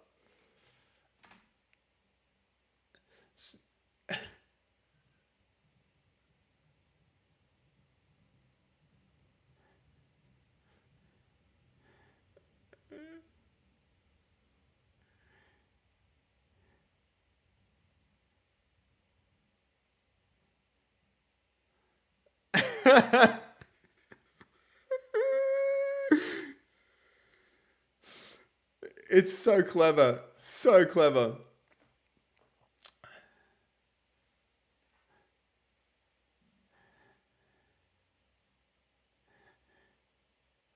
And guys, this was done so early in the picture when game development, when VR development started.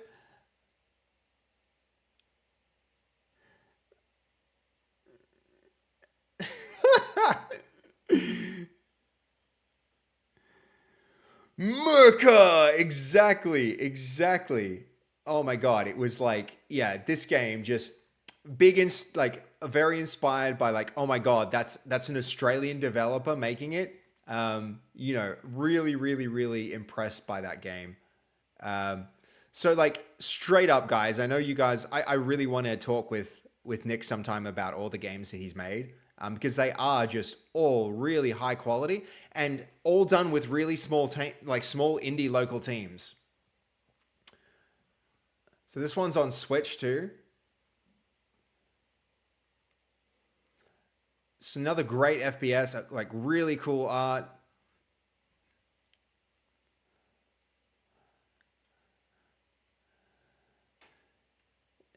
And you can kind of see the evolution of the game too, right? You can see the screen sheet going from something that was like Steam, Xbox, PlayStation, and then like how it got adapted to Switch. Let's see. This one, huge for the studio. And it even got a sequel too, didn't it, Nick? Fun fact about Roomba. Go ahead. It was made in about 6 weeks. What? As a person who was exhibiting On Point next to you and the time that it took us to do that, like at PAX at the same time, that's a little bit like, hey, well done. Slow claps for that. But so the game is you're a Roomba and you have to protect the house from invaders and then clean up the blood. It's so good. It's so good. And by the way, Nick, like I know that this company isn't around anymore, but I loved the brand. I always loved the brand for this dude. It was always so cool. I was like, hell yeah. Oh, yes. Feather was such a great game too.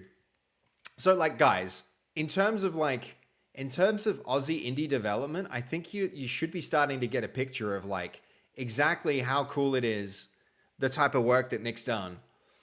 This game is like an atmospheric game where you just fly around and don't even like it. I think there's no combat in it. It's just the cockatoo's probably a very smart move there. And the magpie, I bet that really helped with funding bodies when it was like, this is an Aussie game. You add some few like Aussie-ish components to it. It's a pseudo MMO. Right.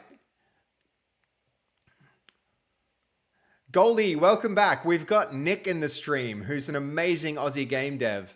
He lives down here in Melbourne, and I've been talking about getting him on the stream to go through some of the amazing games he's made because, oof, oof, such huge respect for the work that this guy's done. So getting like a chance to potentially talk with him about it on stream for all of you guys, like when we can stream at one of the bigger time slots where lots of people will be swinging through. But I we're just quickly going through the different stuff here. Killbug, amazing game, and Nick's working on another.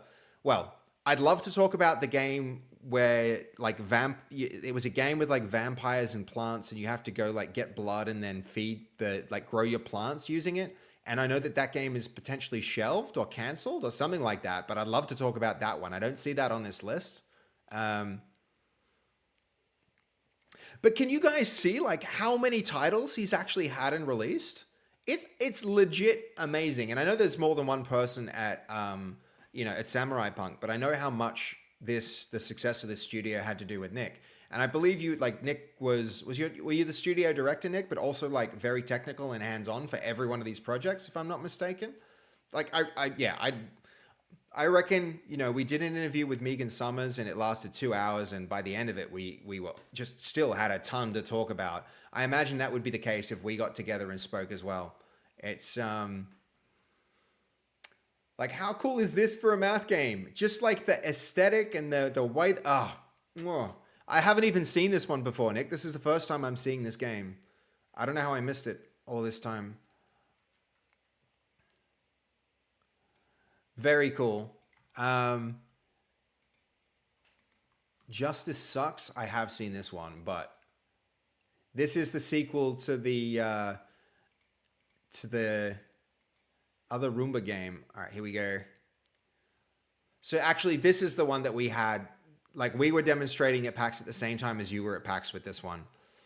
Crab meat. Yes, this is the one I want to talk lots about. I got to see it really briefly at a recent game dev meetup here in Melbourne, but I really would love to talk about the new project you're working on, man.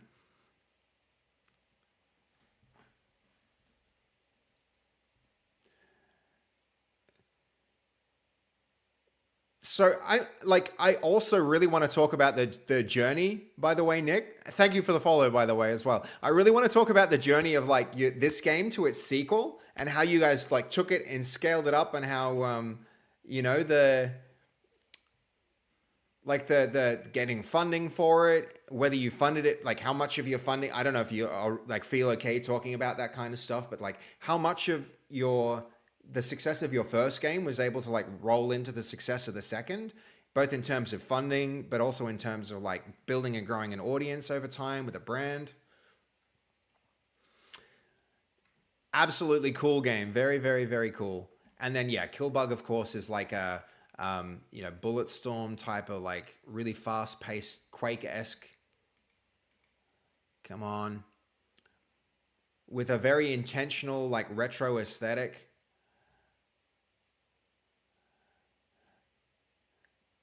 So cool. Reminds me a lot of the old what was it? Say hello to my not that the there was that FPS. They recently remade it. The guy with the can't remember the name. I'm yammering now, but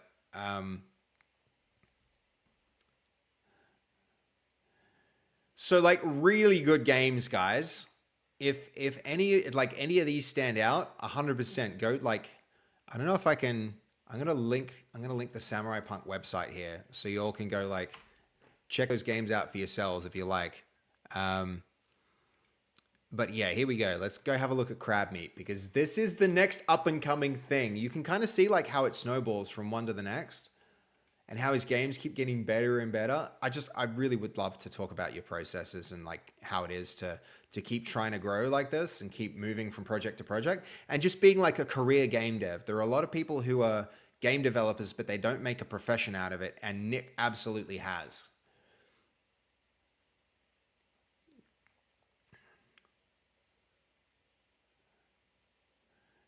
So cool.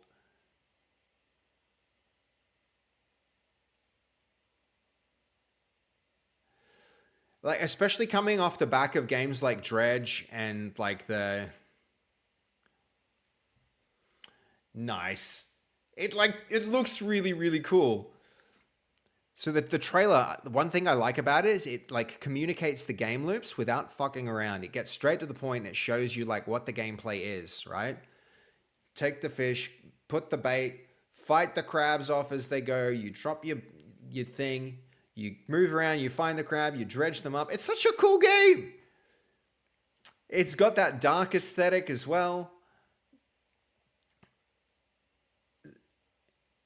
It's so good. I can't wait to talk about it. I think this game's going to do really well, Nick. It's so this is Nicholas McDonald. Um yeah, that's sick. Um yeah, so if you ever want to, if you ever want to like jump on a call and like schedule an hour to do a dev interview, I will like I will let me know. I will prepare notes and everything. I'm going to get like jump scared by an ad. Shit. I'm sorry about the ads. I can't turn them off, man. I wish I could. I thought maybe when I got Twitch Partner or something, I'd be able to control it, but nah, you just get better revenue split from the ad. You can't be like, no ads here. But yeah, yep. All right, where were we at? Oh, thank you for entertaining the. It's not every day like a local, such a big figure in the local like game dev industry swings into the stream. I'm really trying to promote more of that content. So guys, can you like, please? I'm gonna like put a suggestion right now in the Discord to have an interview with Nick and talk about all these different games. If you guys want to do that, please like go put some reactions on those on that thing as a thing to do. And Nick, if you're interested in doing an interview, like, honestly, the interview is just like this. It's just like we get together. I'll ask a bunch of questions. I'll step back and let you answer them, and I might like interject with a few insightful questions. I'll have an agenda. I'll send it to you. You can have a like look over it to get the sort of idea of the things that I want to like the questions I'll ask. And then I would just like to just hang out and chat, man. Even just on Discord here. We could do it in person since you're in Melbourne. But if you want to hang out in Discord and just talk about the games you're making, I'm really keen to do that. I'm really keen to do that. So like, let me know. Oh, and thank you, by the way, for your feedback on Point. I know I haven't had a chance to respond to that. It's just been really crazy busy lately. I absolutely need to do that. We're lining up for the 1.0 roadmap. So, not long now, and that's going to be out there. So all your feedback is going to get incorporated and considered by the team. We haven't yet had a chance to, but we do have a meeting booked early next week to go through all of that feedback. And I still need to take the time to look at the recording of you playing the game. I really appreciate that, dude. That you went above and beyond with it, and that's awesome, man. It's so good. All right, here we go. It's gone night because we got distracted and yapped for so long. Okay, here we go. Boom, we're in the mini game. 10 seconds, the rotation was right. It went to first person controller, which is exactly what we want. And then at the end, it goes back. Excellent. This is the mini game system that we wanted. That is working.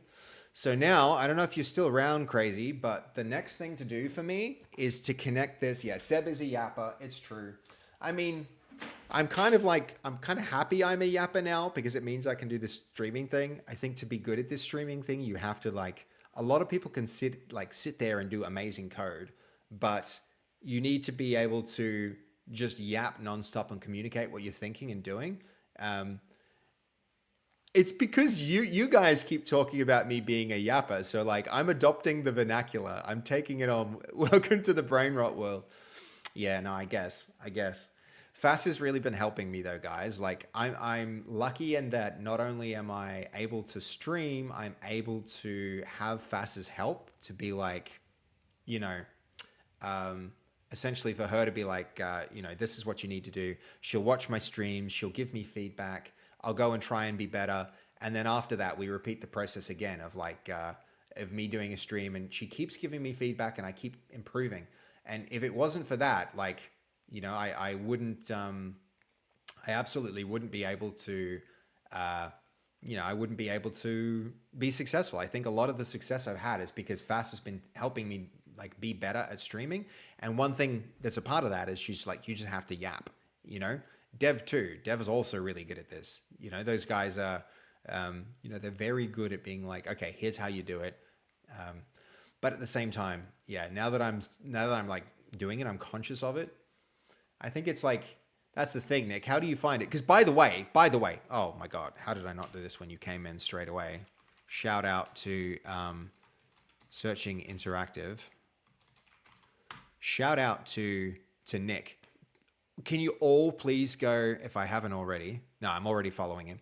Go follow Nick's channel because Nick streams like game dev as well. If you guys are liking the game dev we're doing here, like most of my time, I split between running a company and doing game dev. I think Nick is a much more, like he's spent more time doing actual game dev than I have even. And he's just got runs on the board, so many runs on the board with the games that he's made, where he's been a really large contributor to the creation of the games. And so I could really like recommend, if you guys are interested in that, this might be something that you'd like to do, Goldie. Go check Nick's channel out and go give him a follow, because yeah, his stuff. This is why I'm so excited to speak with him, because he's a real pro, and he's also a pretty humble dude. I said this to him when we last met up, and he was like, oh, I don't know if I am, but like he is, straight up he is, guys. Yeah, dude, big heart right back. We even got a based heart. So, dude, very cool. In fact, are you going to be streaming later, Nick? I'm waiting to hear from. Okay, hold on. Okay. I'm waiting to hear from someone to see if they... Look at that. I don't know if Kaz is still in the stream. I think she just changed her profile picture. Well, anyway, I've got a thing that I need to do later. If you're going to... Okay, you're going to be on tomorrow afternoon, Melbourne time. If you did want to jump on today, we can arrange a raid. Or even tomorrow, maybe I can time my stream to do a raid. But you know, the best raids will be the later you start, the bigger the viewership will be. If I stream early like this, the viewers aren't huge. And I would really love to, if I'm going to do a raid, like bring the cavalry to it. Okay, so how much Unreal have you done, Nick? Do you know your way around the engine? UEFN seems fairly different from Unreal in a few key ways, but one thing that's really like making me, I'm trying to figure out how the hell can I just like, what if I just copy this? I'll save the scene first. If I just copy this and move into the other scene, now that we have this all configured in the same project, what happens if I just move into the other scene and paste it? Would it just work? That's the question. Goldie followed him? Hell yeah. A smidge. I did a little UDK at uni, but you've done like 2 years of Unreal Engine 5 game jams, so I can do a bit of everything badly. Like, then you can do a bit of everything better than I can do it, because I'm so unfamiliar with this engine. But we're making good progress on the game. The question I'm trying to figure out right now is, how do I move assets from scene to scene? I'm imagining, my imagination is just like, we can do just like, so like mini games. If I just paste it, yes, it did work, but also, because it left the rest of the things back in the other scene. I forget that you have to like shift select everything in order for it to copy properly. All right, here we go. Yeah, we can save that because it's got the new thing. All right, here we go. We need to shift select all of that. If I copy that now, if I switch back to my other scene, the thing is, with prefabs, I could make changes in one scene and they'd be reflected in the other. I kind of wish that were the case here. Maybe I'll just put them in a folder and copy the folder across to keep it all simple. Anyway,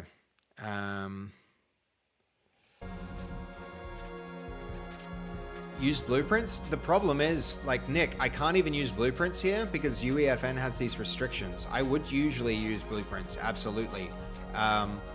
But blueprints don't support the devices that you use to build things in UEFN. So here, if I'll go into there, paste.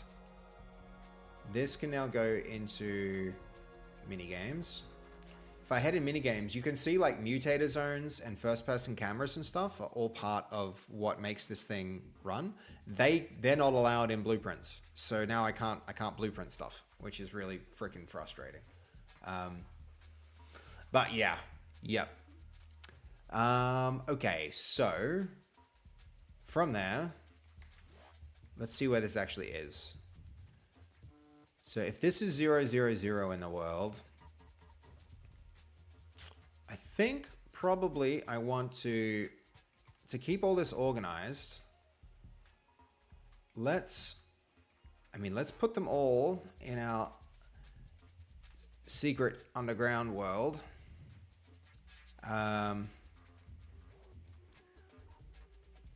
Let's see.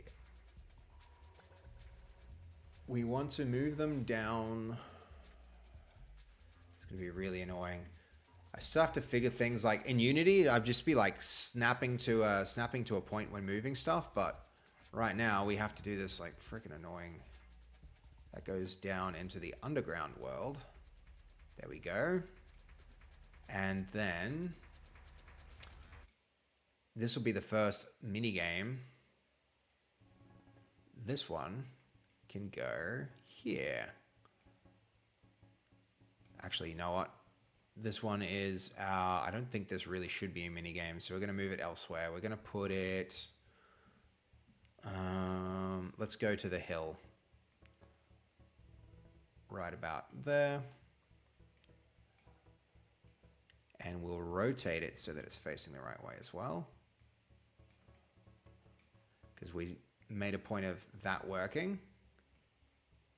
Rotate like so. That should be enough. We'll put this a little bit higher there because I think now that spawn position might work. We need to, like, I really want to get this in the right spot though. Perfectly centered because this might actually wind up sticking around in the game now. This is not just like messing about. This is kind of like potentially a production asset. Isn't that Unreal Engine prefab? Yeah.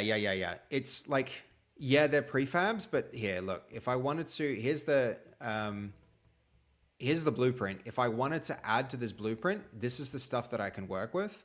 All those like pre-assembled things like mutators, they're not going to work.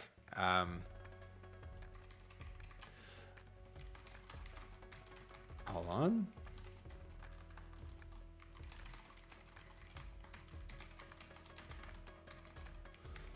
Just replying to a message really quickly, guys. I know, right, Penny? It's like super early for me. This is like the earliest stream I've ever done. And it's fairly different. It's fairly different. Who's here and what we're doing. It's like, it's a very different experience. Very different experience. Okay, where's our actual activator? So here's our trigger. Let's see. So this trigger now, oh, don't do that. This can go.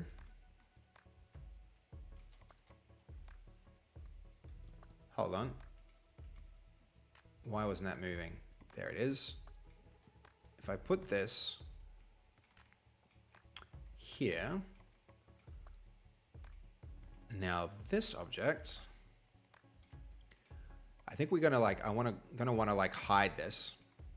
So Fizz, this might start making sense as to why we're not using teleporters. So here we go. All right, that's market. So then we need to find group O goes to P. I mean, let's see what he's done for market. O to P, P to O. Excellent. Maybe we should make the teleporter the corresponding device. Yeah, okay, that's annoying. These both are going to go. So this is going to be market. So that means this device, which is referenced for, we're going to go call it minigame activator market. Market, yep. Then we're going to have the trigger, first person camera. We've got the mutator zone. This is the position marker. Okay, minigame marker. That means this position marker, that we need to actually go move this whole thing to our, this needs to go to the market. So zoom out, go find the market in the world. Where the heck is it? There it is. No, that's not the market. Still not the market. Oh my God, it's all the way over there. Okay, way over here. Yes. Sorry, I didn't take the time to explain that at the start when you first joined into the stream. I really should have done that, Nick. Sorry. But we are recreating On Point in the in UEFN, and it's just like, I think I mentioned it to you when when we spoke last. Like I'm looking to collaborate with a bunch of did that duplicate? With a bunch of different creators who all are big in Fortnite, and so this is a proof of concept first and foremost to show the size and quality and complexity of the games that the team can build. And from here, we're going to leverage this as a way to create new projects, and also as a way to upskill and as a way to promote On Point, honestly. Because from here, it's like, yeah, it makes a lot of sense for us to, with the 1.0 launch of On Point coming out, this is a way for us to promote the game in a way that means like the audience that we'll have access to, hold on, why is that pointing away? Which way is forward? Maybe I should have done something. Yeah, okay. Circles were a bad choice. Circles were a bad choice. But what we can do, since this is a blueprint, we can add an arrow. Let's see, a cone. Yeah, let's add a cone. The cone can go to the middle of the circle. Then we'll rotate that to, let's see. Is the Z axis? Yeah, it's the Z axis.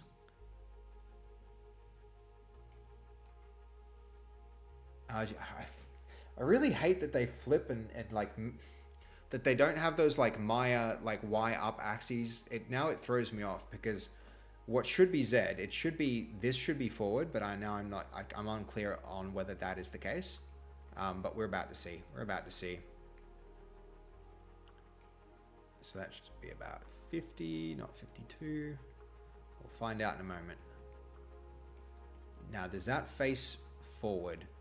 My hope is that it does, because we compile that, save it, close this out. Now we'll see which way our whole minigame is facing, hopefully. All right, cool. So where are we at? That here. We've got the minigame activator. And then we got the marker, and then if we rotate that, we can face it that way. So that means it'll face the right direction when the minigame starts. Okay. How psyched are you for Unreal Engine going Y up? I'm really excited about that, but also I've run into some of the I've run into some of the teething issues of some old systems. So there's these legacy systems, and then there's new systems. And I'm trying to create objects and map data across from one type to another. And it's like, what? How am I mapping my X to my Ys? Why didn't if you're going to do a breaking change like that, you need to do it all at once. It needs to be one consistent breaking change that rolls out everywhere. Yo, Nacho! Hell yeah! Welcome back with the... I love that you have this emote that you can jump in and just instantly create a fuss with the Nacho. Everybody freaking loves this Nacho, and it's so simple. It's that we spent all this time on making all these complicated emotes for everyone else, and we made this stupidly simple emote for you, and off it goes. Everybody loves it. You know what I'm jealous of is Seb is the CEO, and he has all the time to stream and control his life. I spend 47 hours a day on the phone. Look, I usually also do, Nacho. What I did was hire Dale. That's why I can do this. I can do this because Dale is now the dude on the phone doing that stuff for me. By the way, we have a third CEO in the chat here. We've got Searching Interactive, who's Nick. He's the director of Samurai Punks, another game studio. And he creates games. Well, the former director, I think he's now created his own studio called Searching Interactive. And this dude has made so many awesome games, by the way. But he also has a really good head for business. Yeah. And I really want to interview him about his time making games over the last, decade, for 10 years or so. More than that, you've been making games, right, Nick? But so Nacho is a very interesting dude. I don't know how much to talk about you, Nacho, because I know your story and I know how fascinating it is, but at the same time, I kind of don't want to dox you. It's like, what do you do? I feel like you guys would get along. You're both really techie people. Okay, so correct me if I've got this wrong, Nacho, but Nacho was one of the foundational people involved in creating the MP3 format. So the music I'm listening to right now is running code that was encoded using things that Nacho was a part of creating. I think I've got that right, Nacho. And from there, he went on to Nullsoft, the people who made Winamp. And from that, it was acquired by some big media conglomerate. And yeah, one of the founders of the MP3 tech. So Nacho is actually one of the most interesting dudes that you'll come across on Twitch in my experience. Yeah, America Online. So there you go. Yeah, it's a pretty freaking cool story. And so I don't even know if you're another person who would actually be really cool to just talk to about technology, Nacho. So I was speaking before to Nick about maybe coming in and doing a stream with us, but actually hold on, before I run this, to doing a stream with us where we just talk about technology and development. But for sure that would be an interesting thing to talk about, because you've been through so many so many key points in technology that's incredibly formative for the world that for the world that we live in. It's you're breaking up with Sergis.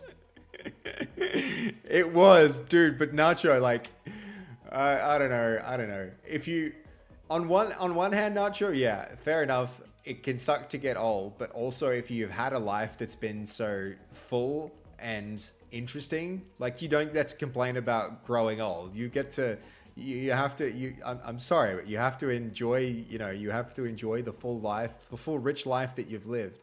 It's, you can't complain about growing old when you've done you've changed the world. People, they're annoyed about growing old because of the unrealized potential of their lives. I think people, they get annoyed about growing old because of a regret. And, I feel like when you've done the kind of stuff you've done, regret isn't appropriate. You have to celebrate. I'm sure everybody has things in lives that they regret and learn from, but at the same time, I wouldn't sweat it. I wouldn't sweat it. And you're still young at heart, so and you're also just young, full stop. I see my parents growing old and stuff like that, and there's a very big generational difference between them and Okay, where are we at? Let's see. Now, if this runs, okay, we're back in Unreal Land. How cool is this? Also, where's my gun? That should have picked up. Something broke. So I broke something that Jose did. That's a bad thing. That gun should be there.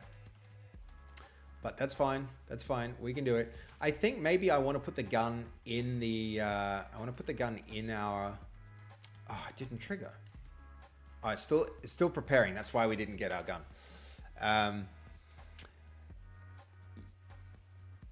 I mean, yeah, it's a huge freaking success, right? Yeah. Nacho, I was setting, you know how I am. I'm trying to avoid getting Spotify because ads, and I don't want to pay for another subscription. But I was considering what media player to install on my computer, and I very, very seriously considered putting Winamp on here because I was just like, it's familiar. It has cool custom skins. Why? It's like, I know it, right? I even think I have some freaking like playlist files from way back. Why wouldn't I? Why wouldn't I do that? It whips Winamp. It really whips the llama's ass. Yes, it does. Welcome, Cheeky. How you doing? Cheeks, I should say. How you doing, Cheeks? Ah, dude. Consider Tidal, though. It's worth the dollars. Hold on. What is that? Let me check it out. Let me go have a look. Tidal. High fidelity music streaming. Ooh. Better than Spotify, you think? I mean, you would know, dude. You would know. Reject all of the cookies. Cool. That could be sweet. Let's see. What do I get to? Where can I search? Or I just have to deal with these for now. What if I want to listen to like EDM here from these? We can listen to some raps, I guess. Let's have a look.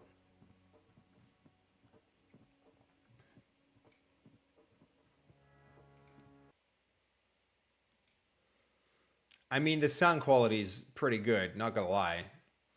You all are gonna get it downscaled, I'm sure.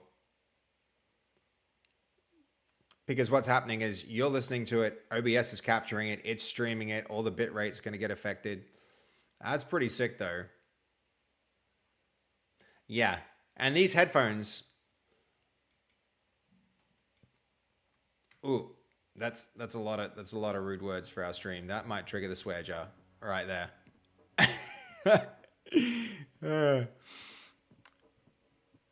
Okay, Goldie, what's your favorite food? Go now timing burger. Geez, that was fast. Instant response. Instant response. Okay. Spotify sucks. Fair. Fair. Absolutely fair. I mean, after that, hearing that, I feel like the music volume needs to go up. The quality was really good, like noticeably better. I could see why you'd recommend it, Nacho. It just occurred to me that you guys might have the fastest typing speed or reading speed. Yeah, I mean, those dudes, for sure. For sure. I mean, I don't even think my typing speed is good. My typing speed is awkwardly good when I'm not thinking about what I'm typing, especially if I'm typing conversationally. Oh, crap. Okay.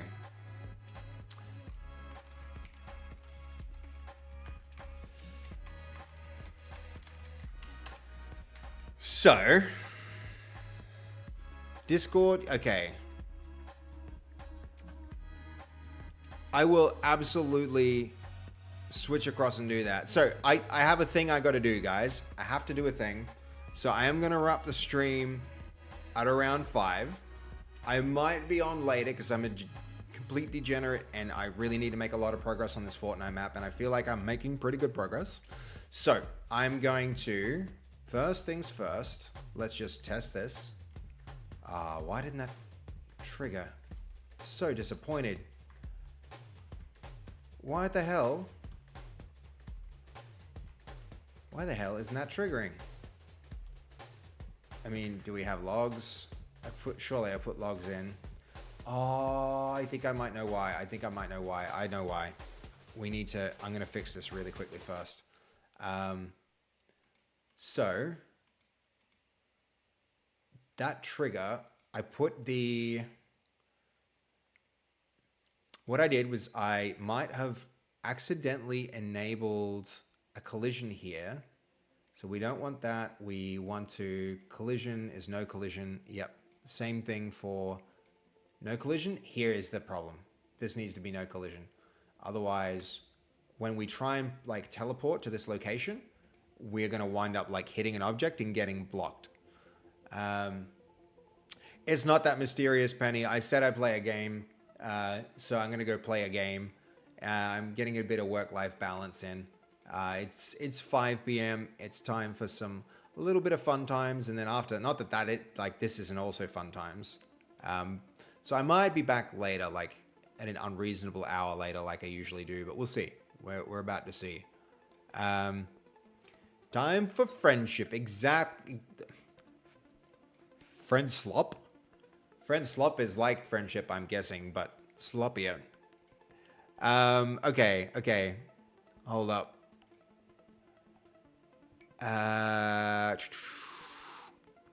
Hey man, what kind of game am I developing? Welcome, Encore. We're making UEFN games right now, so a Fortnite game. So a completely custom game for Fortnite, but we're rebuilding this game here. So On Point is my company Actuators, like kind of like the first. We've done a lot of game development for other game studios. This is the first game entirely in-house developed. And so yeah, it's we're moving that to Fortnite as an exercise to learn Unreal Engine for Fortnite, or UEFN, because what we'd love to do is make more Fortnite maps for the creators that some of the people I get to spend time with here in Melbourne and hang out with, and some who I consider friends and really want to help by making amazing Fortnite content, since they're such, they make their livings with Fortnite. So I really want to be able to, like, if they want like whatever they want, I want to be able to create it. So this is a learning exercise. Breaking my mind on thinking of a large systems planning and maintenance it must be needing. I mean, not really. UEFN handles a lot of it for you, actually. It's a whole platform. So they're trying to do it's like a metaverse play. If you've ever seen Horizon, it's like a Horizon World type of experience that they're trying to create by making UEFN, and so you can check it out. There's lots of good documentation about their systems, that if you want to take it on and run with it, you can do that. I just read the news that Spotify's second quarter of this year ended with a net loss despite subscriber growth that exceeded expectations. That's pretty interesting, Sergius. Do they publish? They're publicly traded, right? So they would have their P&Ls public. Is their expenses too high? What's going on with that? Oh man, this is glitching out. I'm gonna have to get onto Jose and ask him to remove this arena cage from the arcade. That's probably gonna be the next thing. And I'm thinking probably a leaderboard up on that wall might be a good way to do it. There we go. Oh no. It's preparing in edit mode anyway. We won't get this during runtime. So Anchor, it's not as complicated as you might think, but I mean it tends to be like that. I'm about to release your game. It's a pixel art endless runner. Can you suggest a good progression system for it? It's my first proper release. Kind of nervous. What do you mean by progression system? You mean like how the game flows from introduction, tutorial, the leveling up, unlocking new levels. Is that what you mean, Anchor? If you're about to release it, all of that stuff should already be in your game, if I'm being honest. I don't know if it's close to release that there's those things. Those are the things you want to figure out when you start building your game, not when you're close to releasing it. Okay, let's see. Still didn't teleport me. All right, let's get our code up and see why this might not be working. So, failed to teleport player should be coming up if I go in here and look in our logs. Though I don't see it. Minigame finished. Should I clear? How do you clear the logs? Is there a good way to do that? 1. All right, no. Okay. What I think I'm going to do, guys, is take a break and then come back to this problem later on. We have made some really good progress on it, though. So that's excellent. That's really exciting. It has a strong game loop and a small story mode. It's fun for the first half hour, but then repetitive for constant play. Anchor, you might want to introduce something like number goes up, right? If it repeats, it's very often useful. It's often useful just to build something into it, like even if it was like number of times you've hit jump, right? Track that, show it to the player. If you're collecting something, like the number of things you've collected, building those like achievement systems and communicating their progress, like communicating the progress to the player on a frequent basis, those kind of things are going to make a massive difference to replayability in those kind of instances. And so I would just like check with you and see what type of systems like that you've built in, because they make a really big difference in terms of like how enjoyable the game is to play. Okay, so what have we got? We've got our minigame activated. These became disconnected. How did they become disconnected? That's really annoying, but now we found the problem, so that's really good. So these need to be reconnected. The position marker needs to be that position marker here. And now push those changes. Let's try that. Is a leaderboard implementation for games like these for mobile games? Anka, can I recommend that you head over to the channel's Discord, Anka, and there's a section there for like projects. So if you have your project and you want to share it and you want to get feedback, we're actually really active there on that type of thing. So head across to Discord and then go into the projects channel and drop your YouTube channel, your YouTube link there. That would be really, really appreciated, because then the whole community can have a look at it and they can give their feedback on it there. So is a leaderboard implemented for games like these? I mean, this isn't necessarily important for games like these. It can be. It depends on what kind of game it is. For a game like this game, absolutely, the leaderboard is important. It motivates players. You want local leaderboards so that you can get lots of people together and get them into, into the game experience. So, yes, we definitely do want that to be the case. MC Box, how you doing? Sorry, MC Xbox, good to see you back. Good to see you back, dude. We are, man, very hard to I really want to leave this like one next finished feature finished, and then I'll be like, okay, this is working, and then I can implement it in the rest of the systems that we need. The other thing I want to do, I think, is modify this that we remove the gun from play until you're in the level. So I think I'm going to even change our minigame. Not that this is a prefab, but we know we can copy and paste this configuration of stuff around. Before I go and paste this in 10 different places, I think the next step for me is going to be introduce the gun system, and then we'll be able to make our volume trigger activate, adding the gun and removing the gun. I think that's going to be the thing that we do that will make this, you walk around the arcade without your gun, and then you'll hit the teleport to you'll hit the arcade machine, you'll move to the actual arcade, you'll do the playing there. Searching, dude, it was so good to have you come through here. Okay, yes. Guys, Nick's keen for the interview. I really will do that. I need to do this. The YouTube video that we did with Megan Summers, the release manager at Tantalus, went absolutely gangbusters on YouTube. Even though I didn't even edit it. I just threw it up there, and there were hundreds of people that engaged with that video. It seems like everybody really likes that type of content, so I definitely want to do that. And you are a very interesting dude when it comes to game development, so I'll absolutely be hitting you up. So yeah, thank you for swinging by the stream, man. And I'm if you next time you're online, I'm absolutely going to give you a raid and send my community across, because we've got massive overlap in terms of interests, dude. The things that the people who are into the game development that I'm doing are into will be into your stuff too. So when you're streaming next, maybe even if you want to reach out and be like, hey, are you streaming around now? When can we coordinate a raid? I really want to do that. Anchor, how you doing? The link for my credit card expired. Dang it. Do I enter it right here in this chat box? It says Twitch chat. Do I put my numbers in there? Is this where I type it? You need the expiry date and the CSV, right? Let me just put, no, dude. The Discord one. I'll put it in the Discord message. Right. Gotcha. Yep. That's how banks work. I'm pretty sure Discord is a trusted source. All right, where are we at?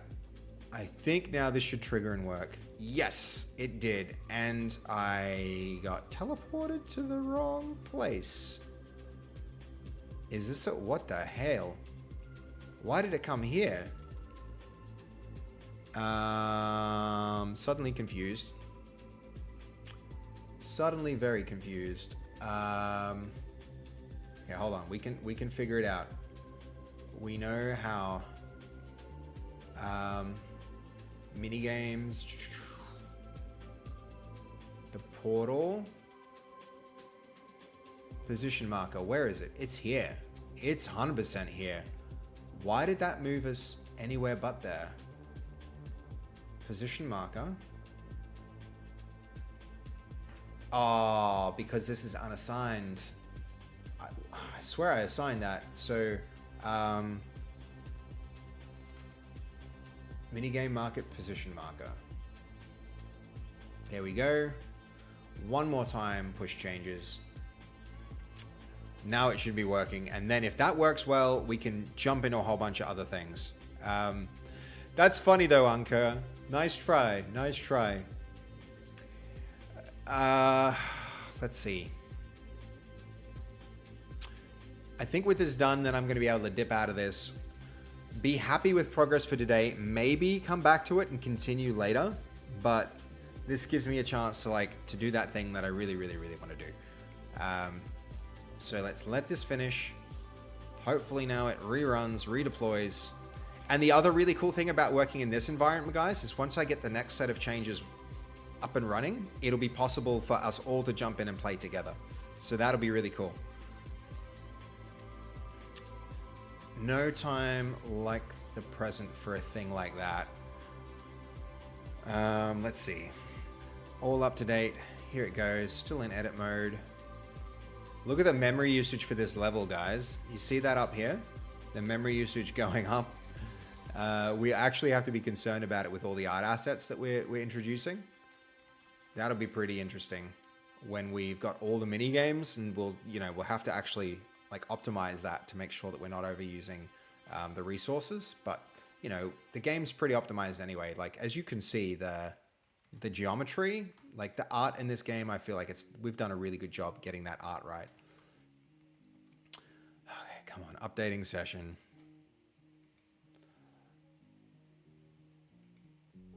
Okay, and as soon as this runs, while we wait for this, let's get ready with a raid, guys. Any suggestions for who to raid? Is Fast getting ready to go on? She can't be far off. Let me just message her. Where's a Fastfee?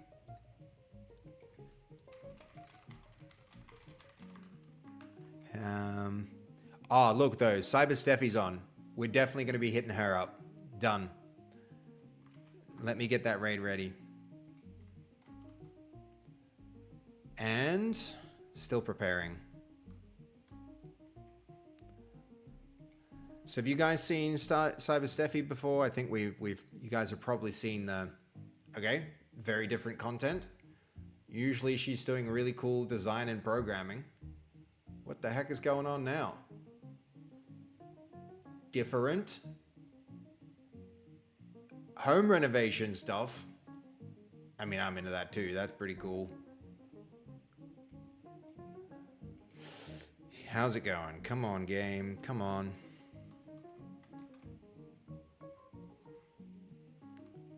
Any minute.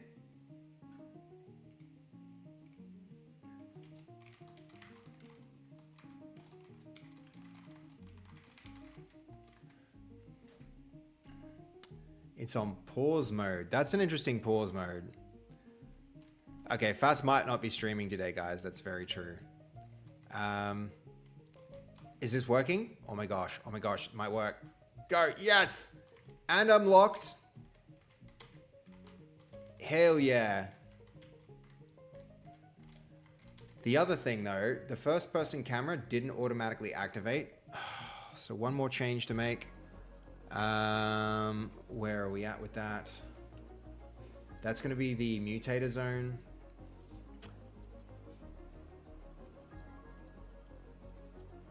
First person camera. Add to player on entering the zone. Remove from player on exiting zone. Don't add to players on start.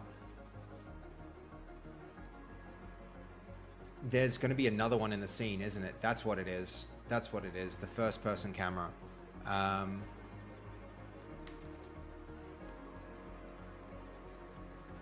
That can go.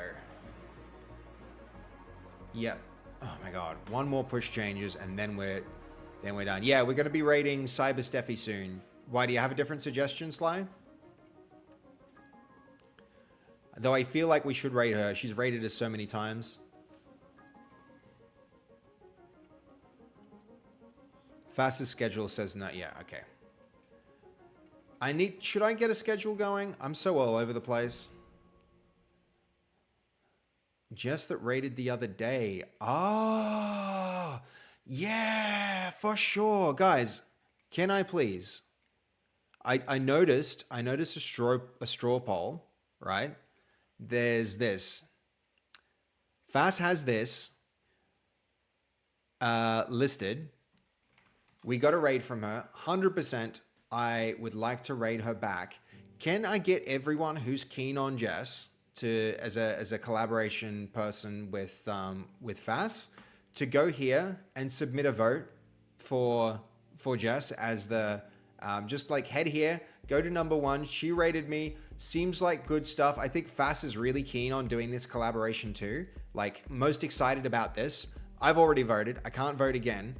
I'm gonna drop it in the chat, and like everyone go vote for Jess and give us a 1, and that's who we're gonna raid. That's absolutely who we're gonna raid. So I'm gonna try and push this. I want to make that happen. Already voted, Penny. If anyone hasn't voted, please go vote and go hit up Jess. Yeah, she's a lovely human. I really want to see Fast do a collab with her, and I already know that Jess wants to do that collab too. So we're gonna do that raid, and so let's go. Jess Wyatt. Very soon UEFN will be done. I can't stand how long it takes to do this. That's absolutely who we're going to raid. That was a really great suggestion. Thank you so much, Sly. And then, yeah. If you can go vote there, please go vote on that poll, because I'm going to be doing everything I can to make that collaboration happen. I think that'll be really, really fun. That's going to be so much fun. And yeah, speaking with Jess, I think she'd be keen to do it. I know, like, you know, a lot of these other people would be, you know, it might be difficult to get collabs, but I know for a fact that Jess will want to do it. And I also know that it's going to do a really, really, like, it's going to be a really good stream. She's a huge fan of Fast and the girls. Yeah. Sweet. Sweet. That's good. Then we know it would work if we made it happen. Okay. Come on. Come on. Come on. Where is this thing? Oh, I wish it would take less time to deploy. It really just, like, the iteration cycle is so slow. This is another reason, guys, why it's useful to work in a different, simpler scene. I think what's happening is as our project gets bigger and bigger and more complex, the time that it takes to update and push changes out, it's like big. It takes a long time now, and I want, like, my iteration cycle to be as quick and tight as possible, and it's just not like that. It's not like that here. I don't like it here when it takes so long. So very soon, very soon, very soon, I really want to get this done. I want to go do my other thing. Okay, done. Run. Activate. Gun. Nice. That marker shouldn't be there, but now we're actually in a spot where, yeah. Hell yeah. And then back. Woo! Nice, right, guys? Right? Is that not sick? How good is that? How freaking good. All right, that's cool. We can call that a day, guys. We can call that a stream for now. That's excellent. So psyched. Okay, cool.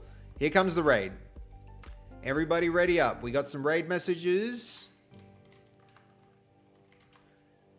/raid, base code raid. All right, excellent. Everybody ready? Let's go ahead across and have a look at her stream so we know what we're getting ourselves into. Here we go. GG. Ready up. Okay, she's doing some walking. Man, this content it's interesting content, isn't it? Okay. Thank you so much for tagging along, guys. I know this is the earliest stream we've ever done. I'm really looking forward to, you know, maybe I need to just do this more often and build the audience in this younger, like at this earlier time in the day. Yeah, I might be on later. I'm not sure. If not, I'll be on tomorrow for sure, guys. So that was an awesome little stream. We made great progress. I can't wait to pick it up and keep going.